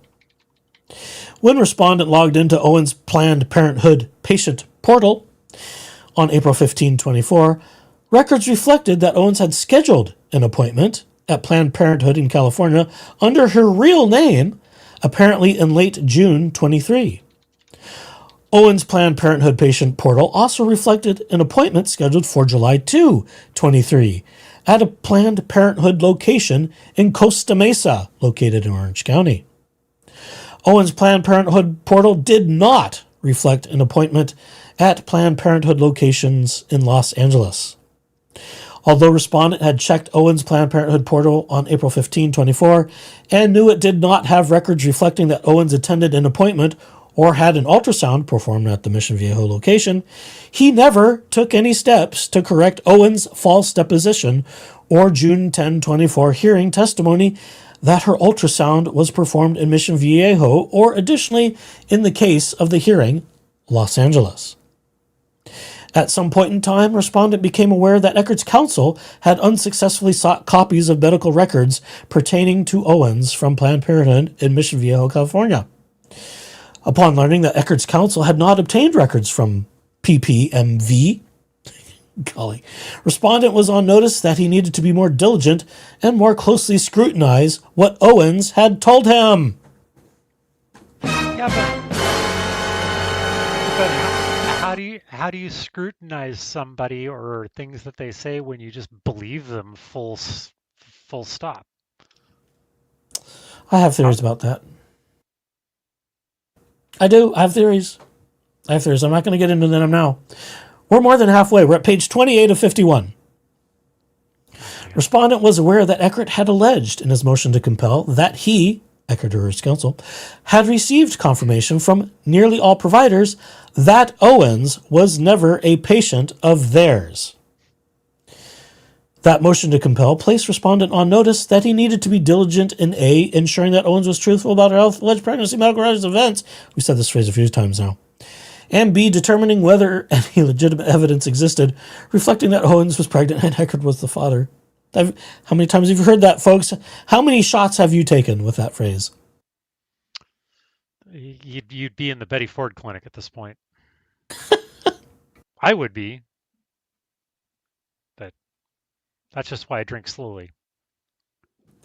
Respondent learned prior to June 10, 24 hearing that Owens had not gone to Planned Parenthood office in Mission Viejo, California. Prior to the June 10 hearing, Owens told respondent that she had made appointments with Planned Parenthood in Southern California on 2 consecutive weekends. Why would you do that? Owens admitted to respondent that she had altered the sonogram prior to the date she hired him. Oh, that doesn't matter. It's before my time.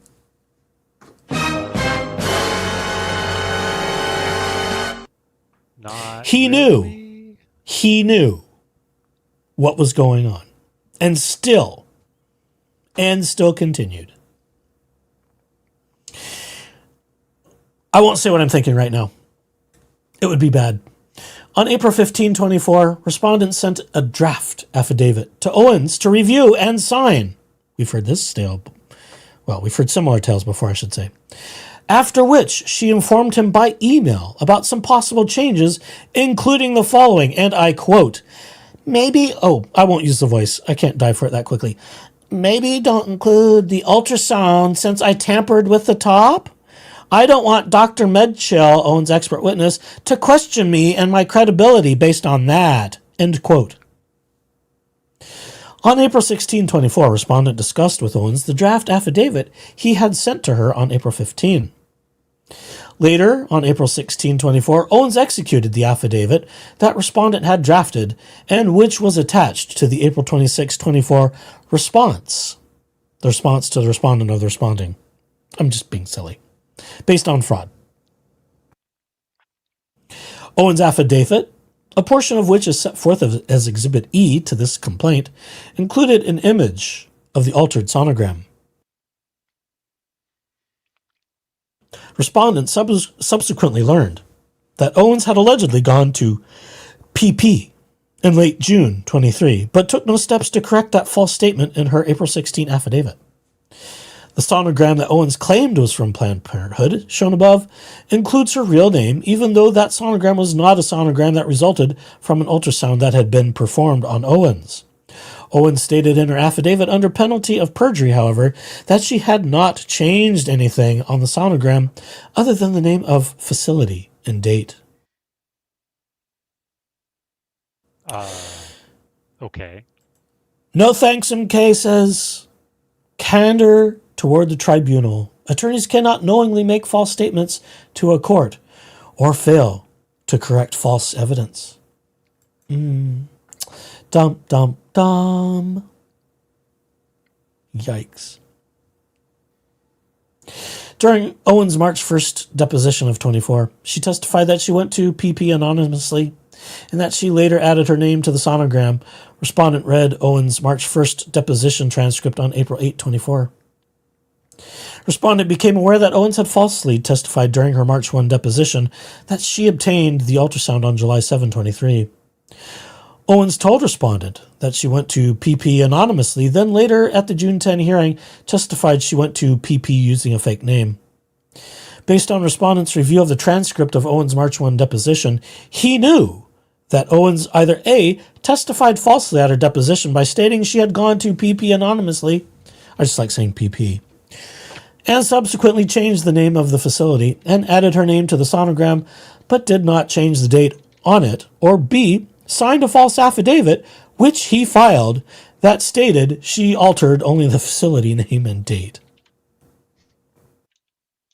Respondent failed to take steps to address Owens' false testimony during her deposition or to address her false affidavit. Respondent never obtained from Owens the original unaltered sonogram that she allegedly obtained from Planned Parenthood, California. Respondent failed to verify with Planned Parenthood whether it treats people anonymously or people using fake names, which it does not. You are not allowed because they give medical care to go anonymously or use fake names, because that could result in medical malpractice, among other things. You can't do that in medical settings, and Planned Parenthood is a medical setting. And those of you may recall Laura Owens, I think, said in testimony, well, I thought the whole point was to be anonymous. Well, she misunderstands what Planned Parenthood is for. People can go there and not have to be reported to their parents for care, because care is personal. Some people have tried to change the law so that parents would be notified should they have a pregnant daughter who decides to get an abortion or just go there for other care needs. But in all cases, it's not exactly anonymous, and you cannot go there under a pseudonym, anonymously, or a false name. You just can't do it, and if you were to try, you could be facing criminal charges, I believe, for that. Medical fraud is a thing, and in my view, someone has committed quite a bit of medical fraud here. Falsifying medical records, falsifying medical imaging is, if I'm not mistaken, and I could be wrong because I don't practice law, is a legal problem. You were going to say something? I can't opine either because I'm not a legal person. So regardless of what kind of fraud it is, it's still fraud to do that. So it's probably why there's 14 counts of fraud alleged. As Ronnie G 8809 says, he walked her straight to the 14 felonies. I like to the theme in the chat right now. I don't like I have no other explanation other than there's something. TX says on a damn red carpet. Yeah, right, no shit. Like, with VIP access. I have no my rational brain cannot come up with a reason why this relationship exists other than thinks he can get something out of it or is going to enter into some kind of like big settlement and relationship and money or fame or something. Like, that's why hackers do what they do, is because there's some underlying motivation. It's fame, fortune, something along those lines. And maybe that's maybe a little evening nookie on the side. I don't know. Well, physical pecuniary advantages. If he wants to get slipped, I don't know. That's fine. That's an assumption on my part, but I'm not the only one who's suggested those things. Other people have as well. It's possible because it's not normal behavior for an attorney to do all this and allegedly do it pro bono. Yeah, but still get attorney's fees and the costs and fees. Well, right? Or at least try and do such a money grab. It's wild. It's wild. My theories go beyond just what could be considered some sort of romance or physical relationship or what have you. I think these two are cut a little bit more from the same cloth than perhaps others might realize. And if one were to look at the history of her legal counsel representing her, and if we also acknowledge that, especially after you hear more of the realty stuff that Ducky and Lauren and a couple others have been talking about, it is my opinion that we have two predators in a pod. And I think someone is somewhat aware of that. And I don't know if it's perhaps guilty conscience of their past, for which they were nearly charged with crimes. They didn't make it to trial, but they were, I think it was an indictment. I didn't bring that up. Someone became a fugitive after being, I think he was indicted. I think he was indicted for, shall we say, SA of a minor. He was in his 20s and they were in their teens. Oh, have we talked about that? No, I've covered it on the channel a little bit.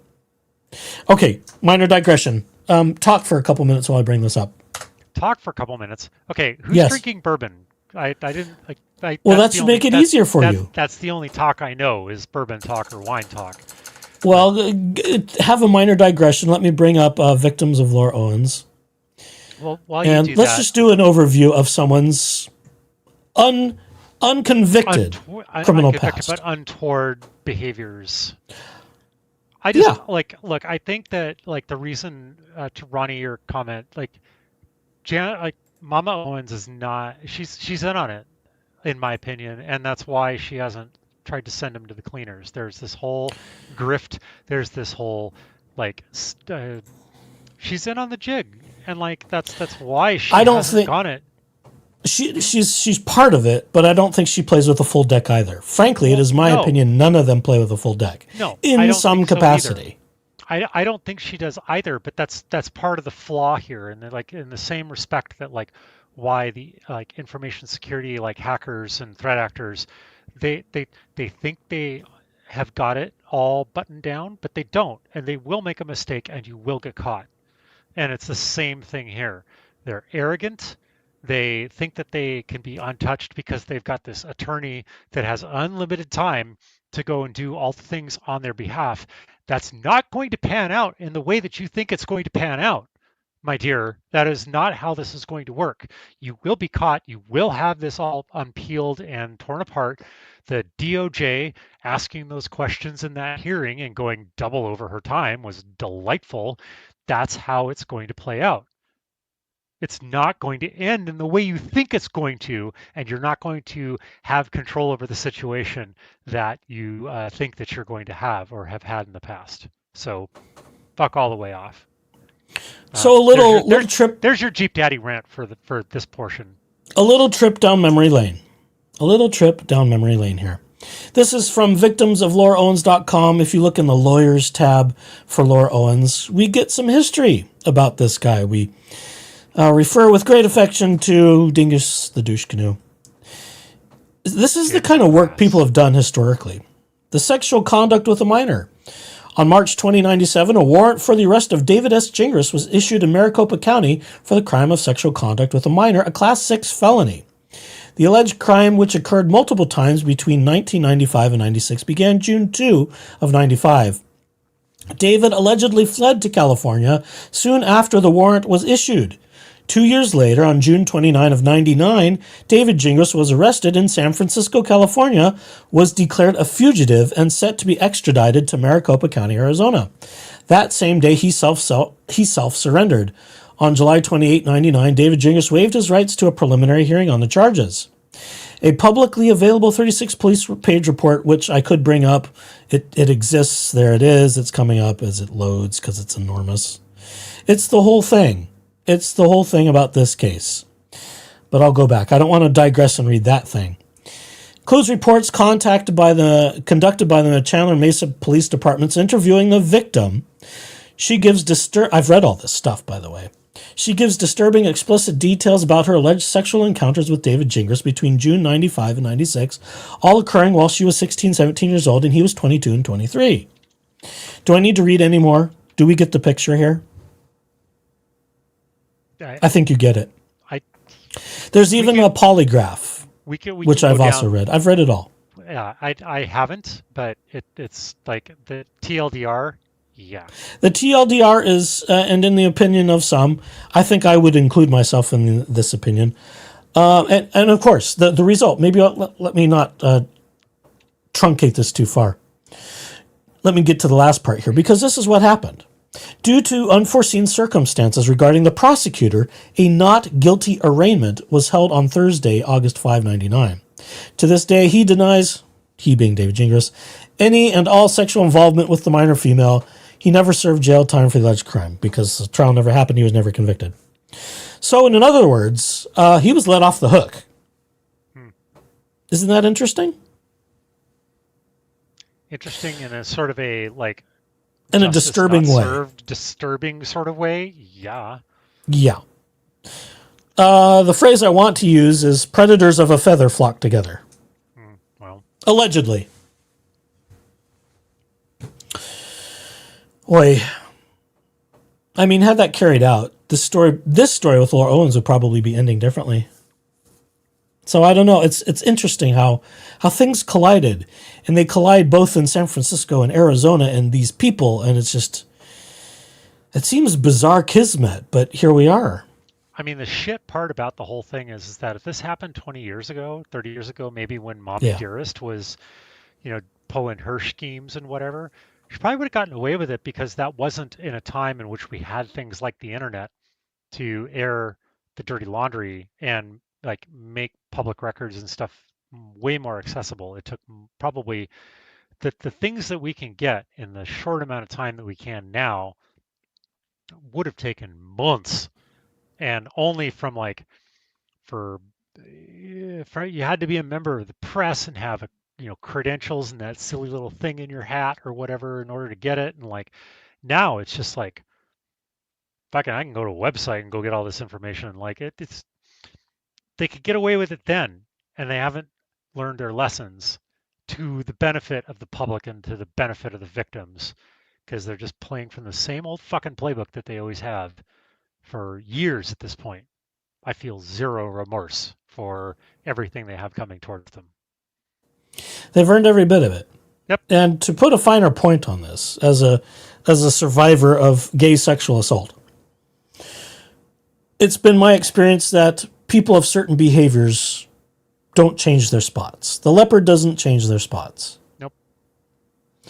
And I would apply that to people involved in this case as well. To actually more than one person. Certainly would stand to reason. I don't think that an unreasonable person could conclude that. You know, especially when we see the attachments, the unreasonable representation and attachments people have. As I've seen with other people in the Mormon space, not to digress even further there are people who will cover up for known predators so that they may continue to reoffend. Yeah, 3 or 4 floors of LDS Inc. headquarters and then an entire building full of attorneys? Yeah, no, Yeah. Of course, yeah. Yeah, okay. So, am I shocked by any of this? No, not really. I find it tragic. And hopefully the law and the justice system will catch up to all of them. And they will all do their time, I guess. I mean, do you really want me to speculate? Do you want me to speculate on what I think is going on? Go ahead. I think Gingras. They're your speculations. You're entitled to your speculations. Yeah. I think Gingras is, based on what we just read and his predilections, I'm pretty sure he's playing out or trying to play out some kind of fantasy about what he actually wants, but with somebody that's actually legal and above age. Well, that's just kind of how I'm reading the scene right this moment. And, I don't think that's an unfair assessment. Just someone is about the weight of a young lady, that kind or shall we say a young girl. That's kind of how and about smells. The same size of a young girl. I mean, we could also... I'm just tossing that out there as a possibility. It's not... It is an observation that one could speculate on. Yeah. Is there more to it than what is being claimed? And of course, what they tend to claim tends to be wrong. I'm so small because of some eating disorder. Is it really? Maybe. I'm not. We haven't seen. I don't want to shit on anybody's medical conditions, legit medical conditions, but God damn it, this whole thing just smells of what I can't. It reeks of dysfunction and predatory behavior on top of all the other crap. It's my day job is assessing motivation and risk and what's going on in the bigger picture, and that same brain is kicking in when it comes to this, and it comes to Gingras and why, because I can't reconcile why he is continuing to latch on to this entire situation. I can't. None of the stuff in this document matters outside of why is it that he continues to obsess over her, over this case, what his motivation is, because she's stated very clearly, she has no money. She's indigent. There's a bankruptcy. All these things. Things he doesn't practice in by any stretch of the imagination. But he can't help but enter himself. Right. So the motivation here is not financial. It's not. There's not much money there. There's no finances to be had. Other than maybe a GoFundMe. Other than maybe a GoFundMe. And that'll eventually be found and given in to the debtors and that whole process.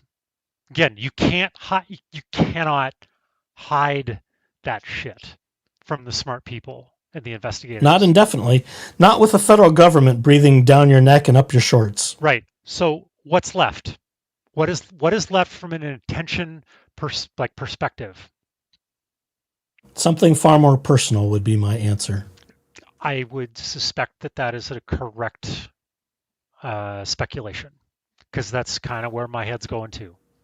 Yeah, I've been there for months. Well, I've been there for months. My head's been there for a while. Your head's a little newer to this. I've been there for months. So have others. And it makes it feel even more dirty, doesn't it? Oh, yeah. It's like this. While all of this is horrific, everything that all of these guys and other victims have been through, when you start adding the other nuance of the other characters involved more recently, it just gets even grosser. Yeah. This is not normal. It just none of this is normal. Yeah, and to me, it's just like from a security, like that kind of lens. It's like, again, why, what's the motivation? And it's like, if it's not financial, it's some sort of notoriety. It's like, I'm gonna go viral on YouTube. Okay, yeah, bitch, please. How many people have tried to do that? Next, oh well, maybe it's a relation, or given that he has a history, with some illicit, age inappropriate actions towards people. Maybe he's trying to play out a fantasy with somebody that is legal, but has a certain look and or appeal. Maybe. Very possible. I mean, anything is possible at this point. I mean, I suppose we could leave it that open. Is that who knows? Who knows? We don't know for sure, but it's not normal. And if you start looking at all the pieces, there are probably some pieces here that if a professional psychologist, psychiatrist, therapist, all of the above, were to start looking at all the other pieces, they would say, something's trying to play out here that has not been resolved, would be my opinion. Yeah. As a layperson's opinion. As you said before, some of that is like the leopard does not change their spots. Yeah. And there is no resolution. So it's a matter of managing, and it's a matter of like, how do you deal with this thing that's a permanent condition or situation walking forward in life? And yeah, I kind of think that's sort of the realm we're in at this point. And in the end, it's just horrifically tragic. And what they've done for themselves and to others as they try to protect themselves from the inevitable. I mean, what do you do with humans that are so dysfunctional and, I'm just going to say it, dangerous? Yeah. I mean, this whole thing, it's clearly ruined and tarnished Clayton's life and reputation and all of that. She's clearly trying it with Mike Maricini. Like, I don't even know even a fraction of the details of the Maricini case. Thank you for sparing me from that, by the way. But the pattern there's more. Don't worry. I know there is. I'll get off my soapbox, but like, I just let me pivot a little bit for you. Marcus is asking, his wife left him because of this, right? ? I mean, I always just assumed, but nobody has discussed it. And the reasons nobody discussed it beyond theories and speculations is because we don't know for sure if there has been a separation. Last we heard, I think on the official, was that the missus is in the UK. The rationale given is that she's there taking care of her mother. That may or may not be true. And it could be a combination of factors. It could be that she's taking care of her mother and has walked away from a relationship. We do not know with certainty. But I think in due time, the truth will out, to use a British phrase, which seems appropriate in the case. I think that will be revealed at some point in time because there's only so much with that you can hide. If there's more than a separation, there's going to be documentation because divorces, if there happens to be such a thing happening, will be something discoverable, frankly. So there's that. We don't know yet. And and of course he has also stated that they're working on the house to sell it. Well, why else would you sell it unless something's happened? If he thought for sure that he's going to walk away from this scot-free, why would you pick up and move? Why would you sell off the house? Unless you're so in the hole, you need the cash from it. I mean, there's that's another. that. I mean, I do know people that have just like they go and sell property at a loss just to GTFO. Like, I get it, but someone did sell their boat after they got their DUI. So there's that too. Oh, and E. Broccoli just said it. And he sold the boat. Mm-hmm. So from a high-level perspective of someone sitting in their armchair in their cubbyhole like I am, it would seem to me someone's life is unraveling. Well, I would say several people's lives are unraveling right before our very eyes.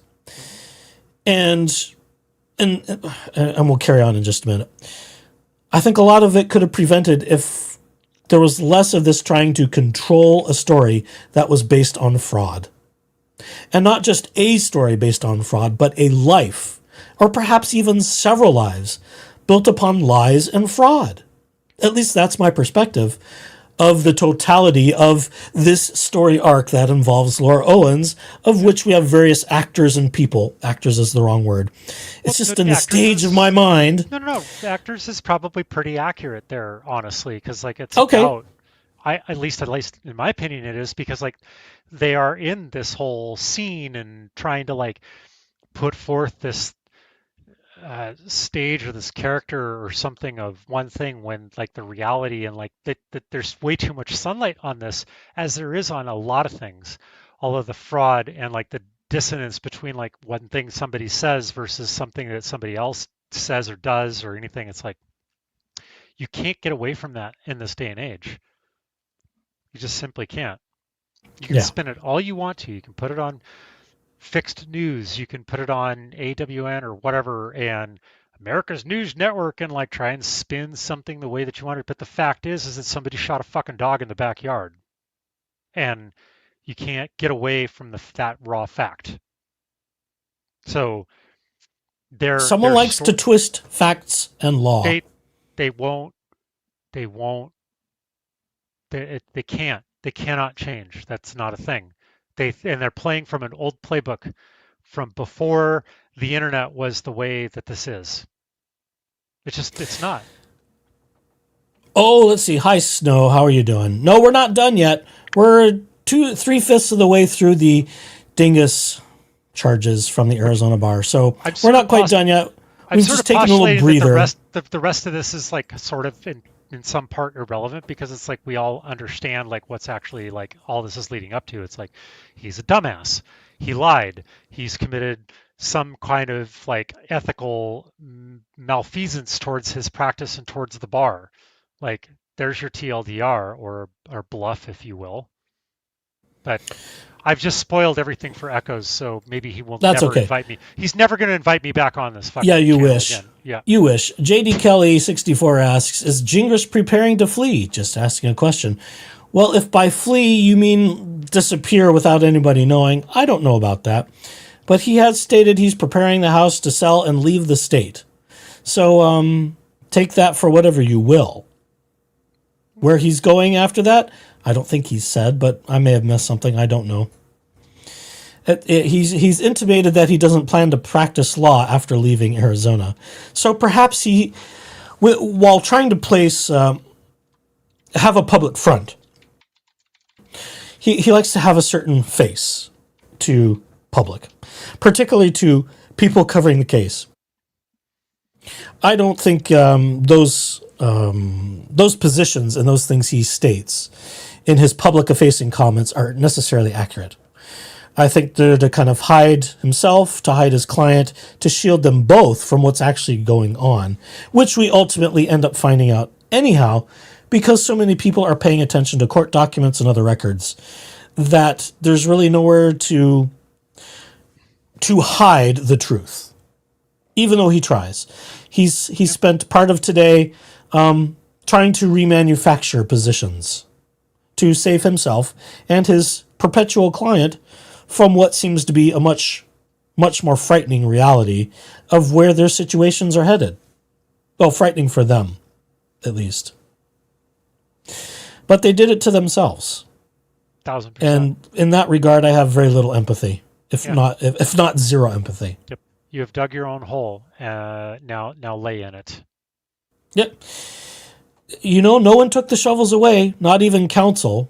All the self-respecting counsel walked away when they started to figure it out. Not all of them filed candors to the court, which, well, that's a personal matter at that point, but one did. One did. The rest just took Laura Owens at her word, and, well, we've already covered why someone else has. But we won't digress further. Let's finish this thing off before it gets to 3 hours. Oh, let's go. Like April agree. 18, 24, respondent sent an email message to Owens stating that he had told... We're talking about what we tell others, too. Stating that he had told Eckerd's counsel that she went to Planned Parenthood on July 2, but that he had located an email message from her to Dr. Zeman dated June 28, stating that she had gone to Planned Parenthood the previous weekend. That sounds like an obfuscation of the truth, doesn't it? Just a little. Or Like an intentional shitty intent. obfuscation of the truth. On June 3/24, Corey Keith, the attorney who represented Owens immediately prior to respondent's representation of her, filed a notice in the paternity case captioned as Ethical Rule 3.3 Notice of Candor. Hereafter Notice of Candor. In that Notice of Candor, Attorney Keith stated that he told the court the following at a status conference on February 21 of 24. Owens has not lied in this case. She has not intentionally lied to the court. End quote. Attorney Keith stated in that Notice of Candor that at the time he made those statements, he believed them to be true. Attorney Keith further stated in that Notice of Candor that based on Owens' March 1, 24 deposition testimony, he no longer believed the statements he made on February 21 of 24 were true. Attorney Keith summarized Owens' deposition testimony in that Notice of Candor. Attorney Keith included evidence in that Notice of Candor establishing that Owens had testified falsely before the Maricopa County Superior Court Commissioner Cynthia Gelketzis. There she is. I knew she'd make an appearance. Months earlier, in Eckerd v. Owens, the injunction against harassment proceeding. Respondent failed to take steps to address Owens' false statement to Judge Gelketzis during the November 2, 23 hearing on the petition for injunction against harassment. Attorney Keith also noted in that Notice of Candor that Owens testified before Judge Gelketzis, among other things, that she had been seen by Dr. Higley last Friday, 40 minutes into the hearing, but stated during her March 1, 24 deposition that she had an appointment with Dr. Higley, but did not attend the appointment. At some point in the time prior to the June 10 hearing, Owens admitted to respondent that she incorrectly testified before Judge Gelketzis that she had just been seen by Dr. Higley last Friday, but in reality had only made an appointment to see him. Aren't you glad you're getting caught up on all this now? Isn't this great? Although respondent was very subjective a term there, but please continue. I know. I will find a way to torture you after this at some. I'm sure you will. Degree. Yep. Although respondent was aware of the content of the Notice of Candor, and it seems to me, somewhere someone said that David really tried to urge Corey Keith not to submit that. I forget who said it. It might have been Woodnick at some point. It might have been somewhere else. I don't recall. It's fuzzy, but I remember someone somewhere saying that David had really urged Corey not to file that Notice of Candor. One wonders why. Prior to June 10, 2024, respondent reviewed A, transcripts and video recordings of prior hearings, B, wow, that's an admission here, B, Owens and Eckerd's deposition transcripts taken before Owens hired respondent, C, the file maintained by Owens' second attorney, including documents he had prepared and filed, D, the report prepared by Eckerd's expert witness, E, disclosure made by Eckerd's counsel, F, the medical records provided by Owens, and G, possibly other records and information related to issues in the paternity case and related cases. So, Mr. That's before my time, I don't know anything. Apparently did know something before his time. Based on the information that respondent acquired during his representation of Owens, he was aware that Owens had testified falsely before Judge Gelketzis, made false statements during her deposition, altered a sonogram which he offered into evidence during the June 10 hearing, and or signed an affidavit that included false information which was filed with the court. Respondents knew that Owens had not been truthful about facts material to the paternity case, but did not withdraw from the case or take sufficient steps to address Owens' false statements and the altered sonogram. During that June 10, 24 hearing, Owens testified on direct examination that she had obtained a sonogram at Planned Parenthood in California. Owens testified on direct examination that she went to Planned Parenthood under a fake name, end quote, which was contrary to her deposition testimony that she went anonymously. Respondent asked Owens on direct examination if she changed the name at the top of the sonogram. Owens responded, "Of the location, yes." Owens testified on direct examination that the Planned Parenthood sonogram was obtained at the end of June 2023. Owens admitted during cross-examination that she had stated during her Wait a minute, hang on. Why did I read that funny? Owens admitted during cross-examination that she had stated during her deposition that the ultrasound had been performed in Mission Viejo on July 7. Owens also testified during cross-examination that she had been staying in Mission Viejo during or about late June or July of 23. Owens further testified during cross-examination that she had changed the date on the sonogram from July 2 to July 7, and that the July 2 date was the correct date. That testimony conflicted with her deposition testimony when she stated she had not changed the date on the Planned Parenthood sonogram, and her testimony during direct exam was that the ultrasound was conducted in late June 23. I'm just having flashbacks to the video we reviewed the last time where, those dates were just placeholders. What is a placeholder date? We just fill those in just for fun? Okay, Gingras, is that your way of that's how you get around actually putting fake bullshit into your sworn court submitted documentation? Cool story, bruh. Try harder. Placeholder dates my ass. Yeah. Kimbo's saying new blog alert. Another blog now? Okay, there's some people talking about blogs. There's nothing new that I haven't already seen. I'm just now looking at somebody's blog. Nothing new as of when we went live, at least. At least not that I can see. During cross-exam, Eckerd's counsel reminded Owens that during direct exam by respondent, she testified that she went to Planned Parenthood under a fake name. Oops. During cross-exam, Eckerd's counsel informed Owens that the Planned Parenthood office for Orange and San Bernardino counties had submitted a letter noting that she had scheduled an appointment, but that the appointment was canceled and that the ultrasound image she relied on, which she claimed to have obtained from Mission Viejo, was not consistent with the ultrasound images of Planned Parenthood offices in Orange and San Bernardino counties. That's inconvenient. Thereafter, during cross-exam, Owens testified for the first time that her appointment was actually in Planned Parenthood in Los Angeles.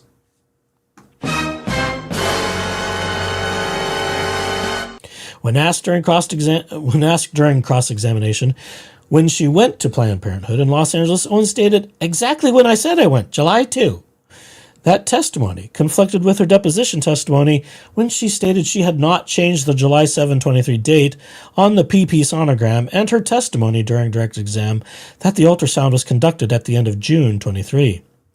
There was testimony presented during the June 10 hearing that Planned Parenthood requires patients to provide identification and does not allow anyone to obtain services anonymously, as I knew. Respondent did not take any steps during direct exam or redirect exam to address Owens' false or inconsistent testimony. The discrepancy between the date she testified to during direct exam for the ultrasound, the date she stated during cross-exam, and the date she testified to during her deposition. Hey, Do you want to read the next chunk? No. Oh. Will you? What I want to read is a blog entry from Gingras's blog. That's titled, Which one? That's called I Yeah, Quit. I've read that one. I've read that Quit one. one? Uh-huh. When was That's that? not new. That's That's not today, new. but it's not new. There's 2 blog posts today. Yes, I talked about that at the beginning. Yeah, well, okay, fine. I said he's been busy today. Because the first one is a video of him going on for about 30 minutes, and that's funny. And then this one, there aren't actual timestamps, are there? Other than the date. Probably I wasn't able to find it quickly, but Yeah. I went there, and by the way, Tor browser works just fine when going to his blog, so you're not traceable, because that's exactly how I did it. But Scorpio C80 asks, where can we get this filing? Right now it's been posted by the JFC Instagram. I would imagine it will be uploaded to some of the other regular places forthwith. Those other places being things like victimsoflauraowens.com. I'm not sure. I don't know exactly how things get shared around to some of the established websites where these things ultimately end up getting archived, but I expect it will be at some point. I just happen to know people.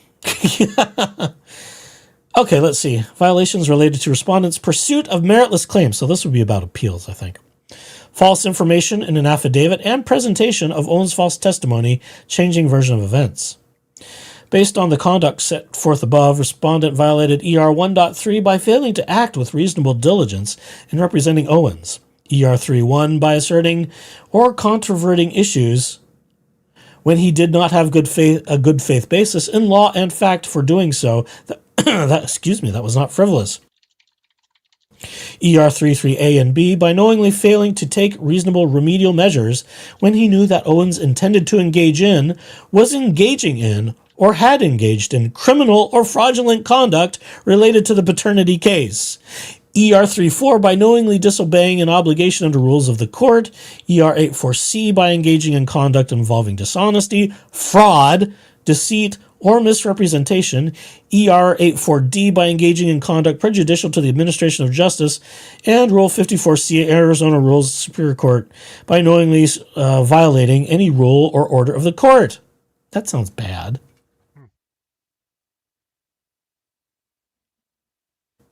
Non-meritorious appeal. All allegations set forth above are incorporated herein and set forth in full. Blah, blah, blah, blah, blah.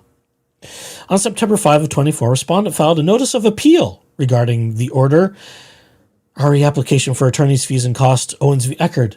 There's the case number. On September 9, respondent filed an amended notice of appeal on Owens' behalf. On November 14, 24, respondent filed an opening brief with Division 2 of the Arizona Court of Appeals, which included non-meritorious arguments. A. Respondent falsely asserted that Judge Mata ordered sanctions under Rule 26. B. Respondent said... Rule 26. Sorry. B. Respondent set forth scenarios that were not based on the facts, so they did not have any bearing on the propriety of fees awarded. C. Respondent failed to meaningfully challenge Judge Mata's findings of fact. And D. Respondent's position on appeal was unreasonable, in part because his Rule 26 argument was not grounded in law or fact, and his assertion that Judge Mata was biased and committed structural error failed to meaningfully address her rulings and ignored applicable law. In other words, he failed. Not once, but twice in his appeal. On March 28, 25, Division 2 of the Arizona Court of Appeals issued a memorandum decision denying Owens' appeal. The Court of Appeals memorandum decision stated in part, "We note that a significant portion of Owens' appellate argument relies on her incorrect assertion that the trial court ordered sanctions under Rule 26. The court expressly awarded attorney fees and costs under ARS 25-324, 25-415, etc. None of these scenarios posited by Owens have any bearing on the propriety of the fees awarded in this case, and that determination must be based not on conjecture, but on what actually occurred." The Superior Court also concluded that 25-324B applied because Owens had provided false testimony as to the viability of the pregnancy, and had sent Eckerd a letter prior to her deposition that indicated her intention to sue him for $1.4 million in collateral allegations unless he agreed to dismiss this action that she initiated. That's one of my favorite lines. On appeal, Owens does not meaningfully challenge these Superior Court findings, but instead argues 25-324 does not apply in paternity cases. Section 25-415 states that the court shall sanction a litigant for costs and reasonable attorney fees incurred by an adverse party if the court finds that the litigant violated court order compelling disclosure or discovery. Here, the court made such a finding. Thus, it was required to sanction Owens for the costs and reasonable attorney fees Eckerd had incurred. Owens does not meaningfully challenge that finding. Section 25-415A3 provides two exceptions if the court finds that the failure to obey the order was substantially justified or that other circumstances make an award of expenses unjust.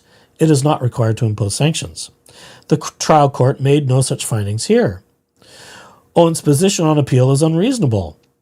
See case law there. Her Rule 26 argument is not grounded in law or fact. Likewise, her assertion that the trial judge was biased and committed structural error does not meaningfully address the court's rulings below and also ignores the applicable jurisprudence. We therefore award Eckert his reasonable attorney fees and costs on appeal, some brackets in original. Violations related to the non-meritorious appeal.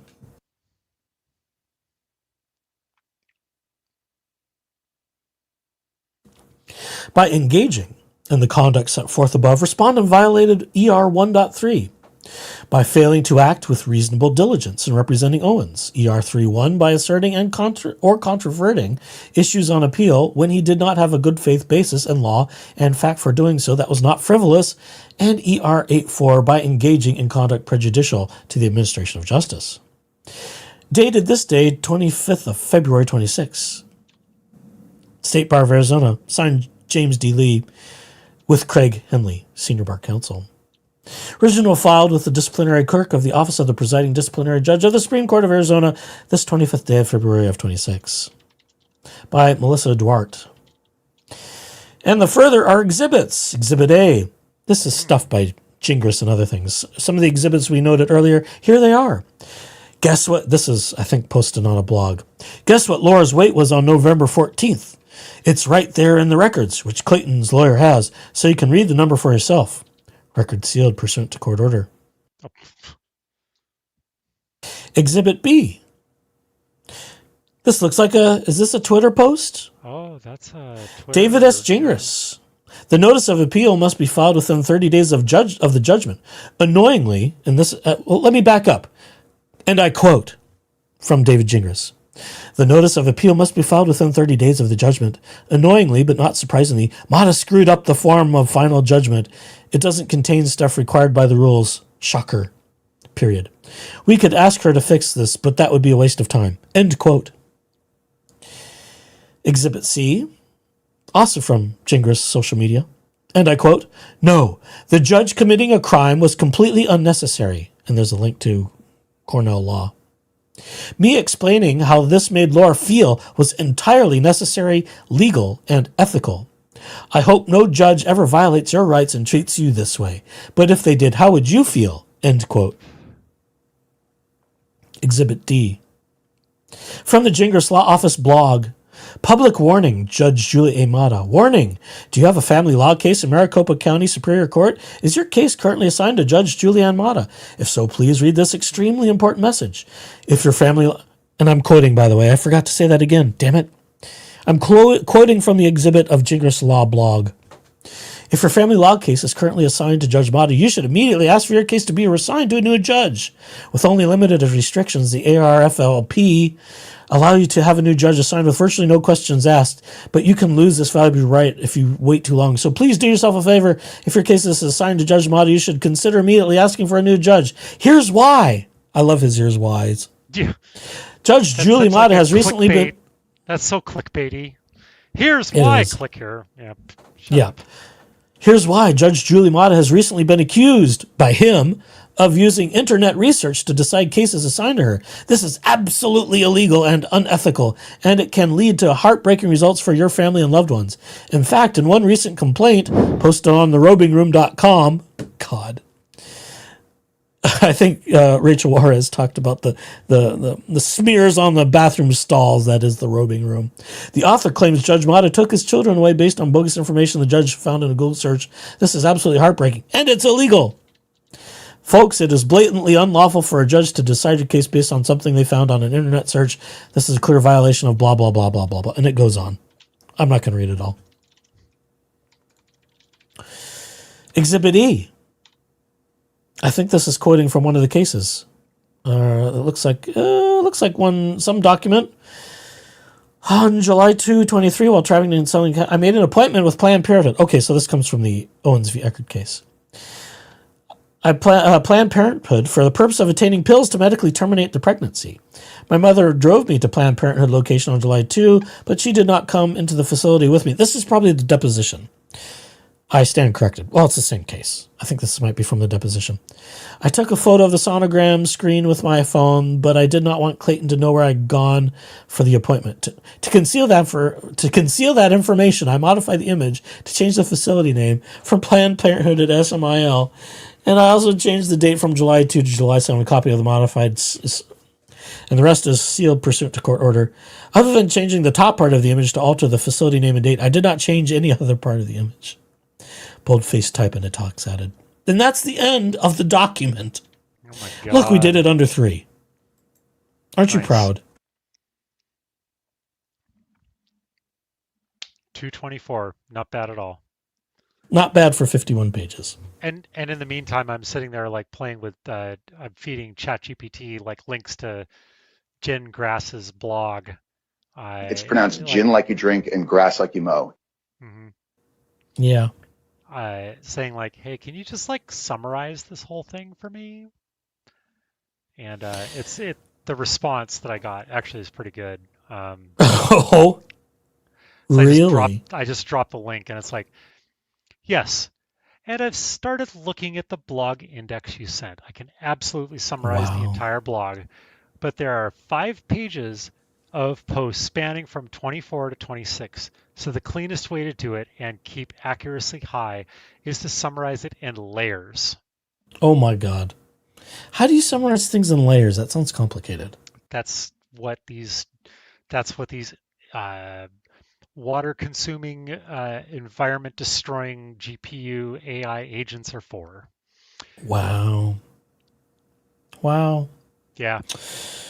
My God. Well, there you go, folks. So there's the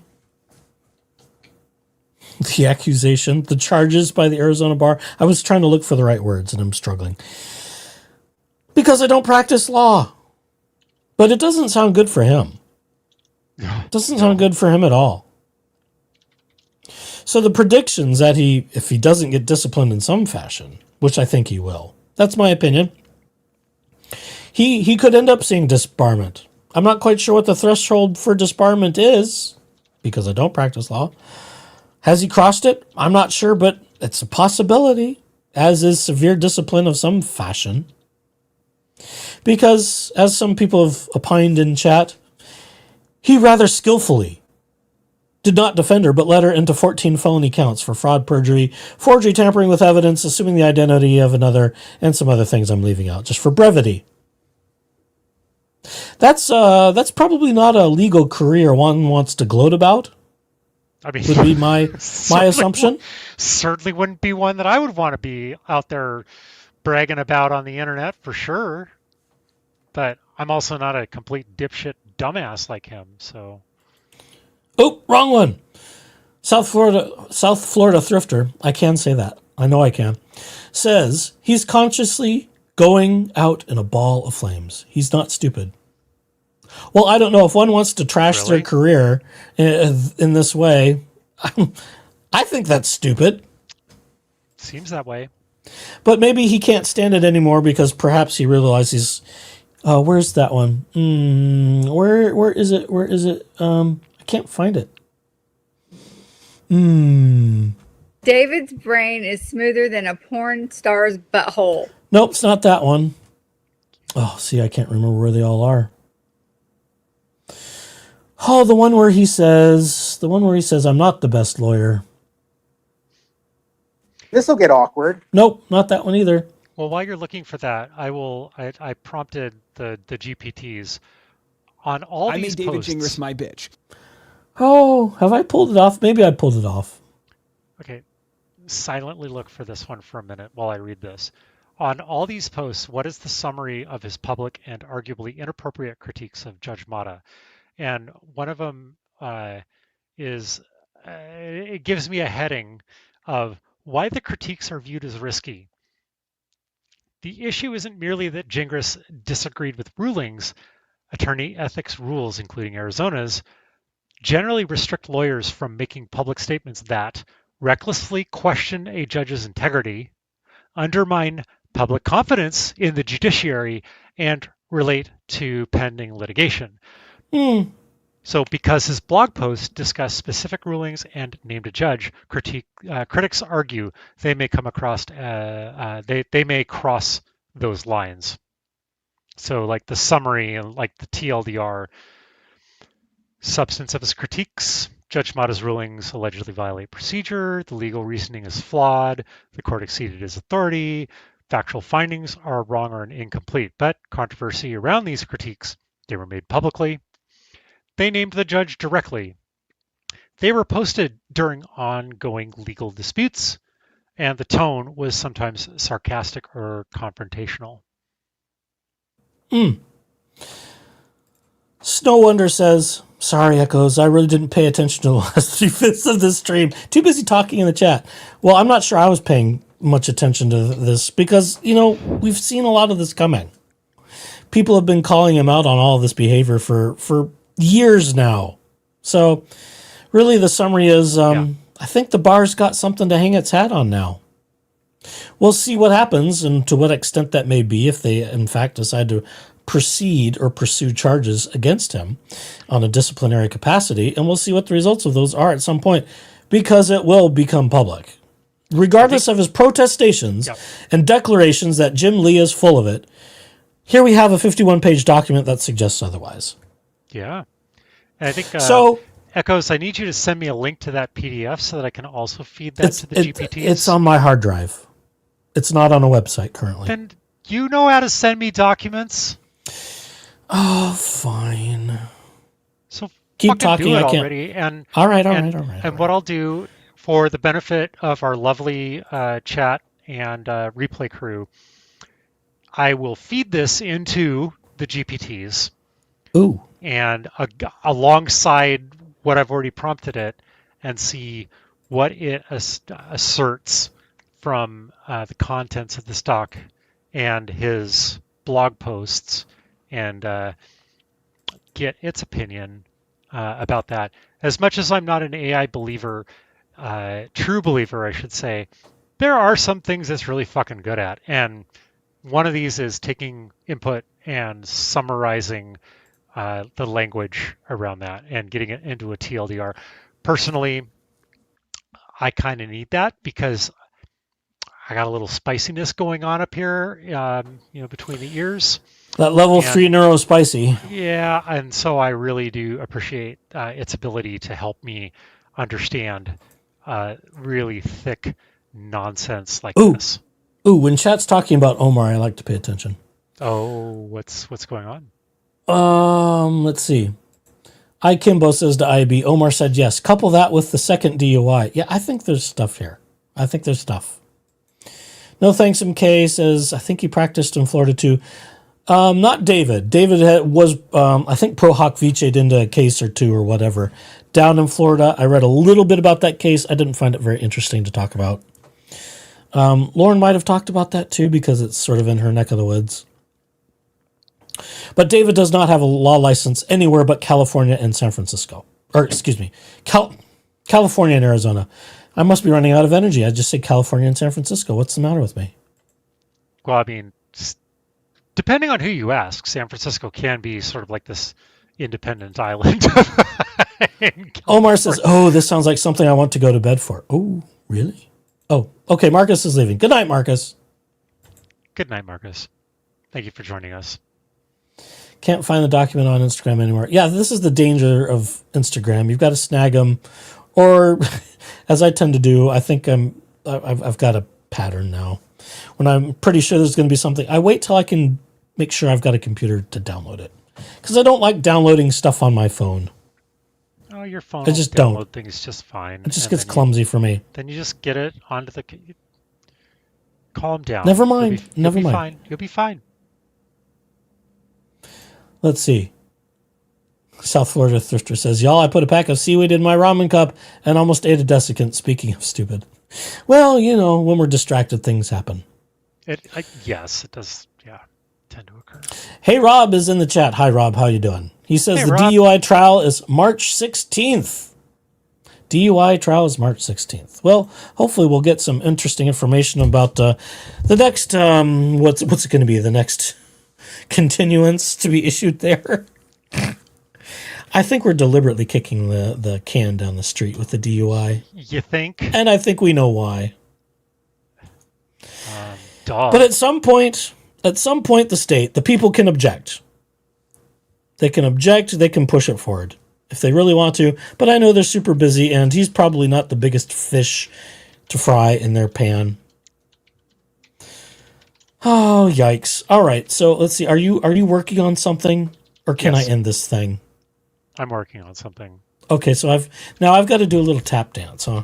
No, You how do. dare you, sir? How dare you? Shall we talk about Jeeps or should we talk about bourbon? No, talk about. I have nothing to add there either. Yeah, neither things are you can talk about. Well, we could talk about all the dirtiness and the continued real estate transactional conversations. Okay, so Clayton. Oh, okay, so, go ahead. So Good. ChatGPT is really like the new models, I guess, are really efficient. So I uploaded the doc and I said, well, this is interesting. Align the contents of this PDF to all the blog posts. Anything interesting? And it says, short answer, yes. The disciplinary. Oh yeah. The disciplinary complaint you now it's being uploaded. cheeky. Oh, I have instructed ChatGPT to be cheeky and snarky and be able to banter with me appropriately. But it's like, okay, so short answer, yes. The disciplinary complaint you uploaded lines up very closely with the content and the tone of the blog posts on Gingras's site. In fact, the complaint appears to quote or reference specific blog posts and social media statements directly. When you align the blog with the complaint, a clear pattern emerges. The blog effectively functions as public commentary around the same events that form the basis of the disciplinary charges. Below is a structured comparison. Now, I will not drain all of this because it is a lot. What I will do is I will read the headline and then the interpretation. Okay. Number 1, the blog posts are direct evidence in the disciplinary case. So the interpretation, the blog post was not just commentary, it was part of the alleged rule violations. Number 2, the blog's criticism of Judge Mata is a central disciplinary allegation. The interpretation, many of the blog posts criticizing Mata appear to be the exact statements the bar is relying on. Let's see, what other, I feel like there's a couple little interesting tidbits in here. The complaint specifically lists public disparagement of the judge and one of the formal charges. Okay, that's great. Number 3, the blog's narrative about the case mirrors the defense strategy, another alignment. The blog consistently argues Owens was pregnant, the evidence supports the claim, the judge misinterpreted the evidence, blah, blah, blah. Interpretation. The blog can be read as his public narrative defending the same actions the bar says were unethical. Number 4, the blog's document dumps are also alleged violations. The complaint repeatedly references postings filed and medical evidence publicly. Yep, all the stuff with Laura. Yep. Number 5, the blog also reflects the escalation of the dispute. So when you line up the timeline, and it gives me a case of like early case and blog tone and, back and forth and blah, blah, blah.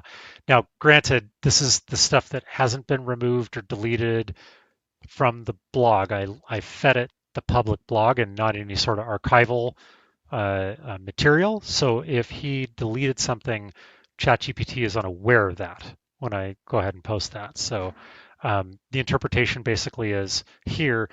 So the blog effectively becomes a public record of the conflict escalating.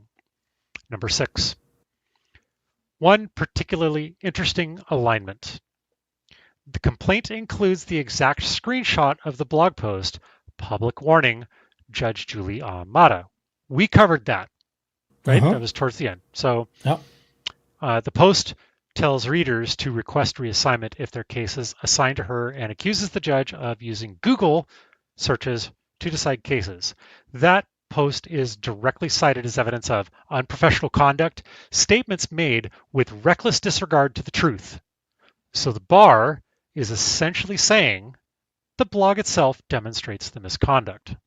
Someone's recklessly regarding the truth? No. Oh, I know. What a shocker. I'm glad I just boiled an ocean for that one. So the big picture, when you align the blog with the disciplinary complaint, 3 conclusions emerge. The blog is part of the evidence. The complaint quotes it repeatedly. The blog contains the same statements alleged to violate the ethics rules. And 3, the blog effectively documents Gingras's dispute with the judge and opposing counsel in real time. In other words, It's pronounced gin like you drink and grass like you mow. Yeah. So in other words, the blog isn't just commentary about the case. It's one of the central things the bar is prosecuting. Ooh. The most interesting takeaway, according to the GPTs here, the complaint strongly suggests that Gingras's public blogging about the case, particularly criticizing the judge and publishing documents, is not peripheral misconduct, but one of the core allegations. So, dumbass, stop fucking writing, you idiot. Stop. I think Lauren said something to that effect. She didn't talk about this yet. I think Lauren's going to talk about this soon and probably bring a lawyer and or two or few in, which will be exciting to hear and see. So I look forward to that. But she said, she said basically the same thing. You idiot, stop talking. Stop. He can't help himself. There's impulse control. Can't. He cannot help himself. No. None of them seem to. None of them seem to. No. They're in Scottsdale, it seems. Maybe it's living in all that stupid desert heat. Like, why the fuck would anybody build a city in the middle of the desert anyway? Like, I thought that was like biblical times level nonsense when nobody knew about air conditioning. Oh, okay. Well, I don't know. Humans do silly things. Humans do even stupid things. Yes, they do. And I will gladly use my AI subscriptions to completely tear this motherfucker apart. Because I haven't. You can't say that. That's harassment. Calling people names is harassment. Lick my balls. Just another disclaimer that the views expressed here are those of the independent. Yeah. Here's disclaimer number 1. Okay, right there. Here's disclaimer number 2. Okay. Just don't turn it into kiss my ass and drop trow, please. I don't want to get canceled. I'm not actually going to do that because nobody wants to see. Don't drop trow on my stream, please. I will say though, kiss my ass and go fuck yourself because that much at least I'm confident in. But yes, as much as I can contribute my nerdiness and digging into the internet holes, as some of you have all said. I 1000% will do that because it's entertaining for me. So yeah, you're welcome, IB. I'm glad to entertain you with digging additional holes into the whole thing. And there's not enough shovels to hand around. There's not enough shovels in all of Home Depot to hand around with this one. And they all just keep digging. Yep. They just keep digging. Keep shoveling, bitch. Let's go. And it's only going to get worse. It's going to get worse with the bankruptcy. It's going to get worse with everything else. At least that's my feeling about it right now. Yeah. How can it not? They just can't. They can't help themselves, and they just and it just keeps going and going. And the more it goes, the more people uncover, even looking backwards. How can you have zero self-awareness? I can understand varying degrees of self-awareness, including minimal, but most people, once they're drowning in their own problems, at some point realize they need air. But I'm not saying... Oh, we could have talked about how Laura Owens has changed attorneys in a criminal case, but... Oh, you dropped a little teaser in chat. Text. I don't have that pulled up, because I knew this would take a while. I think that was on the Twitters. Hang on a second. Let me see if I can find it. We don't know a whole lot about the details other than there was a filing to substitute. Let's see. There we go. It's not going to be very big, but let me let's see. Share this tab. Bring it. This comes from the Justice for Clayton Twitter from Guardian Law Group in the Superior Court for the State of Arizona, Maricopa County. Attorney for defendant Laura Owens hereby moves the court to remove the grand jury. This is about the grand jury transcript. Sorry. This isn't what I want. So she is, okay, time Fake out. news. Fake news. Well, I mean, that's interesting too, but. It is, yes, but that's not. That's not the one I was looking for. Your clickbait lead up there was false. Fail. Absolute fail. Let's see. There's the love trapped. Filed temporary removal of court files. Okay, so now he's doing the removal of court files. So it sounds like Swirsky is out for whatever reason. See Bravo dockets, Stephanie Young's Instagram, comments from JFC subreddit. And this is talking about the newly released emails and texts. I'm just going through the JFC. Seeking justice for all victims of Laura Owens' Twitter page. I know I saw it here somewhere. Tiff's doing her ADR complaint. Lauren's. Oh, there we go. Okay, I found it now. Jesus Louise. And I'll just bring up the first page here. My little clown show here.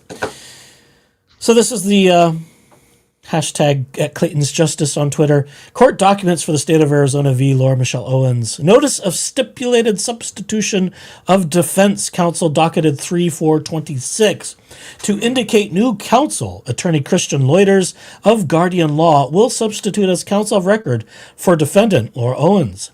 This has been agreed and stipulated by present counsel Jeffrey Swirsky. I've been spelling his name wrong.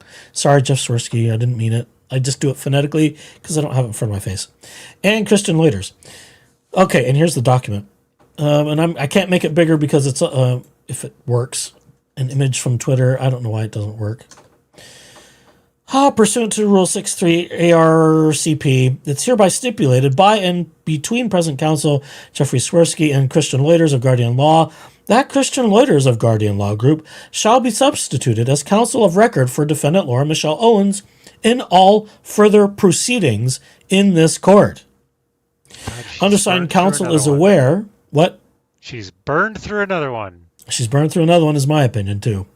Undersigned counsel is aware of the upcoming hearing dates in this matter, including the trial assignment date of July 29 of 26. I hope that gets kicked. Counsel vows that he is prepped to proceed to trial on that date. So no wiggling out of the trial date yet. I think the judge would not be amused if someone were trying to keep burning through attorneys to just try and, delay the inevitable. I don't think they would have relished that at all. Whatever and it it's takes, respectfully submitted. That's what they do. Well, I know. That's what she'll try to do. But at some point, the court will say, So there you go. Jeff Swirsky is out and Christian Loiters is in. Now, there was some talk that, Mr. Swirsky had some kind of medical thing going on, and maybe that could be part of it. I don't know. Or someone decided they don't like the plea deal, and rather than taking it, which I would expect would have been the suggestion of her previous counsel, she decided to go a different direction and to try to find somebody who will defend her in a trial. But again, we don't know just yet. This is the beginning steps for yet another new attorney in this case. We're on number 3 now, folks. Those of you playing the game at home, legal counsel number 3 for the criminal case of Laura Michelle Owens. I mean, so there's a lot of questions in chat about how she's able to pay. Exactly. It's a fair question. I do not have an answer. We can speculate, but what fun is that? Oh, it's terribly fun. Are you kidding me? It could be that some funds were transferred from the GoFundMe. I don't know. That's just a theory. It could be someone just kind person from God knows where wrote her a really large check. We don't know yet. Some sympathizer that's, she's just been dealt a hard life and we need to support her. Who knows? Who knows? We could just be running up mommy and daddy's credit cards even further. We don't know. We do not know. We'll have to wait and see. So I should think. In due course, we will know, but we'll see. All things will come Widget out. suggests that he could still be at public expense. Possibly so. I'm not sure if that would be a separate motion of the court. Because I don't know. It's a little funny how it works. I thought wasn't it a public defender? Yes, Swirsky was a PD. Okay, so So it's not clear if he's still falling under, because if I'm not mistaken, public defense would come through the PD office. It wouldn't be, you know what I'm not explaining this very well. I mean, it's like They would be assigned through the PD office and not just what appears to be a regular appearance, a substitution of counsel. I kind of read this the way everybody else does, but I could be wrong. I mean, again, I don't practice law, so the ins and outs of all these particulars of, okay, what exactly does substitution of counsel mean? If someone their previous counsel was a public defender, because it doesn't have to be. If by some miracle, for some reason, somehow, they found means to bring in their own hired counsel, they can. They can pay for their own counsel, even if they had a PD. Now, that would raise some eyebrows, I should think, especially since someone claims to be indigent. I would certainly think so, given the entire big picture of this whole fucking to-do, but yeah. And I saw this, E. Broccoli says, one of the social media accounts confirmed he is not a PD, but can't remember which. I saw that too, E. Broccoli, but I don't recall which one it is either. I've been absorbing... The new one or the old one? Oh, okay. The new one is, yeah, I saw that somewhere else. I want to say it might have been All the Best Research, but when so much happens, like all these new documents kind of land all within a day or two of each other, and we're all talking about stuff, I get a little information heavy, and I lose details, which is why documentation's great. I like physical things like this that we can actually look at. So if someone's got it, by all means, send it to me. You can hit me up on the Twitters. You can even send me comments someplace if you want to link me to it, and I can bring that to people's attention. If you find it, happy to do that. Because we like facts. And I'll run all of it through the GPTs. I give zero fucks. Oh, I've got to find... I've got to dig up the rest of the... Clayton's response to the realty craziness. That might be worth running through the AI overlords, because it's longer than this stuff.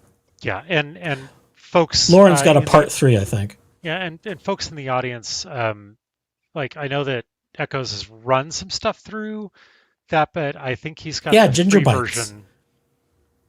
I have the paid version because I'm trying to fuck with AI and also, I don't know, be nice to it when Skynet takes over and tries to destroy humanity. I'm trying to, like, make it my friend.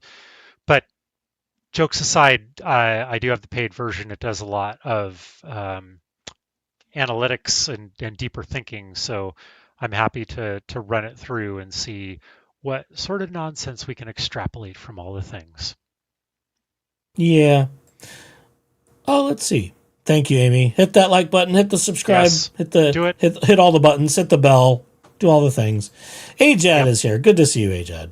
Hello. But we're at the tail end, and I'm about ready to call it a night here, because I think we've covered mucho plentio.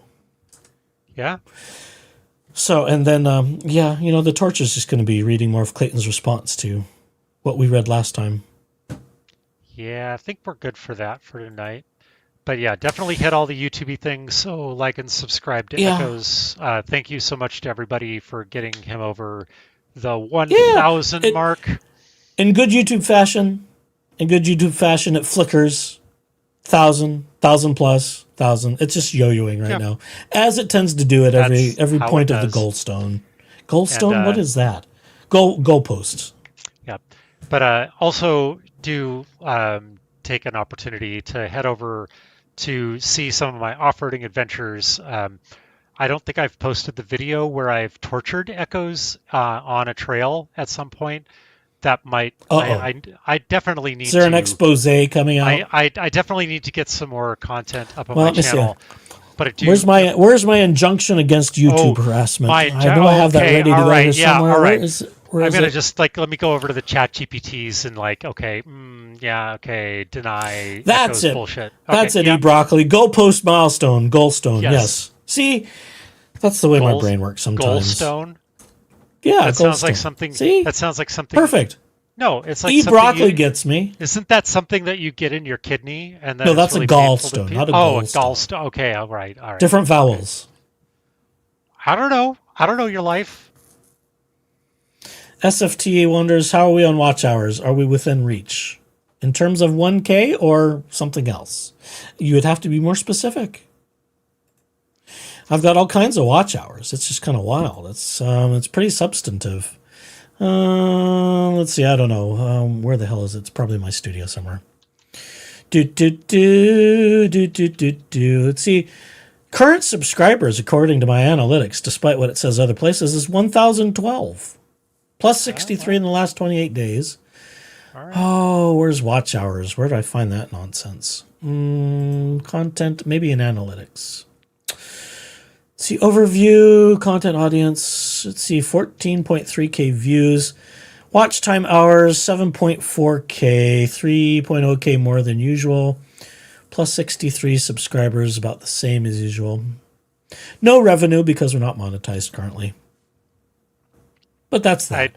I have about like 6 subscribers and viewers on Off-Road Entropy, and that's basically people from this chat. So thank you, Wallace and IB, for heading over and amusing me with your Starkey commentary over there. Please bring it. I don't care. Bring it. See, you could add to your presentation if you get a drone and you do lots of drone shots. I do have a drone. There you go. Add it to your arsenal. There are certain restrictions in national forests and also state parks that are challenging. Never mind. But I've thought about increasing my skill level around getting drone shots while crawling over some rocks. Regardless of that, because I DGAF and see how much trouble I can get myself into. But do you want to drop your deets in chat? Oh, have you done that? It's right here in my title. It's Off-Road Entropy. That's where his channel my name. channel is. That is my channel name. So just go ahead and grab that and plop that into your search box. It's also got a link to some of my more musical creative adventures. His also, nerding things. My other nerdy musical things. Northlandwood Creatives, NL Creatives. Link is on that. I share that over there. So yeah, no pressure. These are esoteric hobbies that I have. Echoes is very well aware of some of my crazy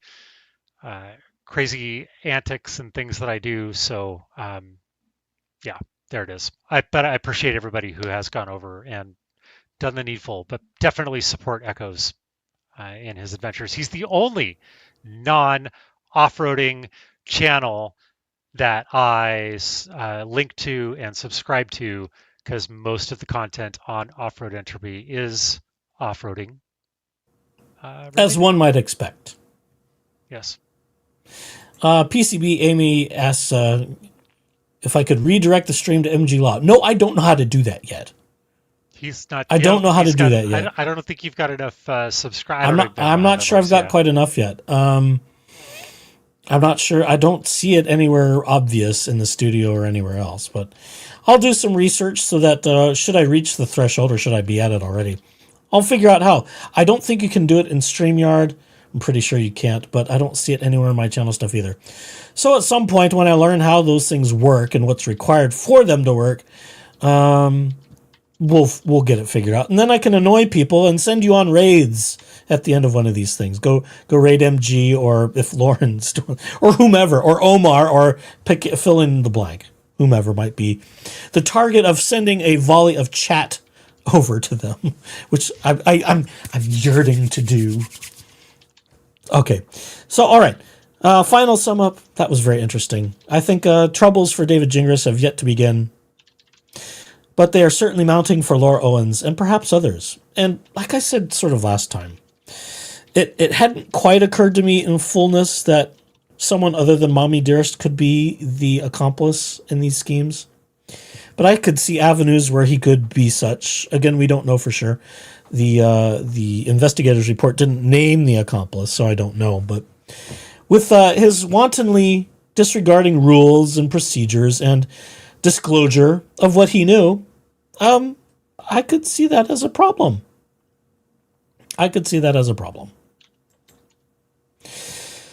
So let's see. Snow is asking, what's my call sign? Well, according to YouTube, if that's what we're talking about, it's Echoes from the Tabernacle. Or at Echoes from the Tabernacle. Had it been smart, I should have made it smaller, shorter. I don't know. I wrestled with what I called this channel originally, and of course I've diverted from my original intent. Just a little bit. Substantively. Although, when I was talking about Gen Camp, because that intersected LawTube and Mormonism, that was ideal. I mean, I suppose I could always pivot back to all the child CS, the child SA things going on in Mormonism right now. That could be of legal, interesting cross-sections for this channel, but that one's kind of heavy. A bit. I mean, we're going to have to find heavy. something after this whole thing settles in like however many years that is. We're going to have to find something else to do with your channel. I mean... Well, the inspiration will come eventually. I don't think it's a crisis yet because this isn't over. Oh no. It will be one day. Plenty of time left. Yeah. Plenty of time left. Well, at least until July, unless things get kicked out further. And even then, folks, I don't think that will necessarily be the end of it with the criminal trial. I think we may see some things. And again, it's just my opinion. I think we may see some things from the DOJ. Because when you frivolously decide to file bankruptcy, or at least it's my opinion, it's frivolous. They're not destitute. They're not without some income with the pensions and Social Security. They make some $20-something thousand a month, which is nothing to sneeze at. That's hardly destitute. I would dare say that's hardly indigency. So, that's up to the DOJ, I guess, and the bankruptcy courts. And we already know Mommy and Daddy's thing got kicked, and now we've got all the creditors coming after them, which includes the selling of the Owens compound. Oh, yes. We're still working We covered that before. Yeah, we're still working on forming our LLC to have a joint venture to buy all of it. Stop it. I'm staying out of that nonsense. No, you're not. Yes, I am. I don't want to have anything to do with property in Arizona. Leave me out of it. I want nothing to do with it. Even if there's a swimming pool, I don't want nothing to do with it. I don't want nothing. God, where did I learn English? Well, American. Public school out in the rural sticks. Well, I suppose that's true. I'll forcibly get you into the LLC. I'm just going to name you as a manager, or excuse me, owner. An owner of owner in air quotes. I'm going to put you in the LinkedIn profiles. It's like Echoes is an owner of this LLC, but lovely. Just like I don't know what I'm doing as an owner. Yeah. Okay. Well, if as we read more of the real estate stuff, that turns out to be false. What? Someone calls herself a co-owner multiple times, as memory serves. In all of these communications between her and Clayton Eckerd and other people, I think including investors, as memory serves as well. Someone likes to think of themselves an owner quite a lot for not understanding what an owner versus a manager is in some of those communications. It's wild. It's wild, and it's dirty, and it's icky, and yeah, we'll cover it too because, well, why not? But I just had to insert this. We had to cover the latest with someone's Arizona bar complaints because of the representations they are publicly making on their blog, which I do not feel, and I do not believe are accurate by any stretch of the imagination. Kimmy Joe says, I'll just be the face of it like Laura Owens. I'll be the face of your LLC. I'm not getting Botox, so that sounds awful. Or just CEO Daddy has a ring to it. Oh, the things I could say, but I probably shouldn't. I don't know. Have you had enough? Is it time to go out for dessert? We'll have to give you the appropriate black chair. I'm sitting in a chair that is currently black, but that is not obviously Ron approved. I think IKEA, if they had any connections to any of this and their infinite marketing wisdom, would actually have something called the black chair, and it would be an IKEA ease. And then you could start developing other languages for the silly thing. Well, maybe the GPTs will help me with that one too. Maybe I'll send that. T-shirts would not be inappropriate. What bullshit Copilot comes up with for that micro slop nonsense. Yeah, well, whatever. Okay, I've had enough. Shall we end this thing? Yeah, let's get out of here. All right, everybody. Thanks for joining us. Thanks for hanging in here as we crushed 3 hours of nonsense after 2.5 hours of, well, also nonsense with the Arizona bar. And hopefully their continued disillusion, shall I say, of David Gingras' bar law licenses. I don't know we'll how be here else to live. phrase Yeah, it. Let's just all watch it live. The dissolving of his career in a slow motion train wreck right before our eyes. Oh, it's year 2 of that train wreck. Why not have a third? Oh, Jesus Christ! I don't know if I got a third year in me. Well, I think this is sort of year 3. Well, 4 or 5. Well, 6 could be year 3 by the end of it. Yeah. I'll commit to 1 visit to Arizona for trials. Someone opined that it could be 3 weeks, 3 or 4 weeks, and I said, "Oh God, no, I can't do that much. I don't know if I can do that much. I can't live in Arizona for a month just to hear all this." At that point, I think I would. I don't know. I'm having mixed feelings about being in Arizona. Well, I've said it. I don't have high regard to be in Arizona in the middle of the scorching summer. I don't care if there's air conditioning. It just sounds awful. Yeah. All right, everybody. Thanks so much for joining.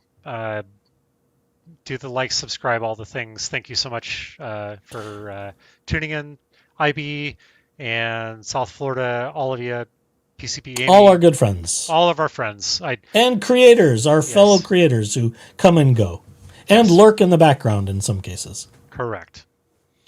And on that pleasant note, bye. Bye.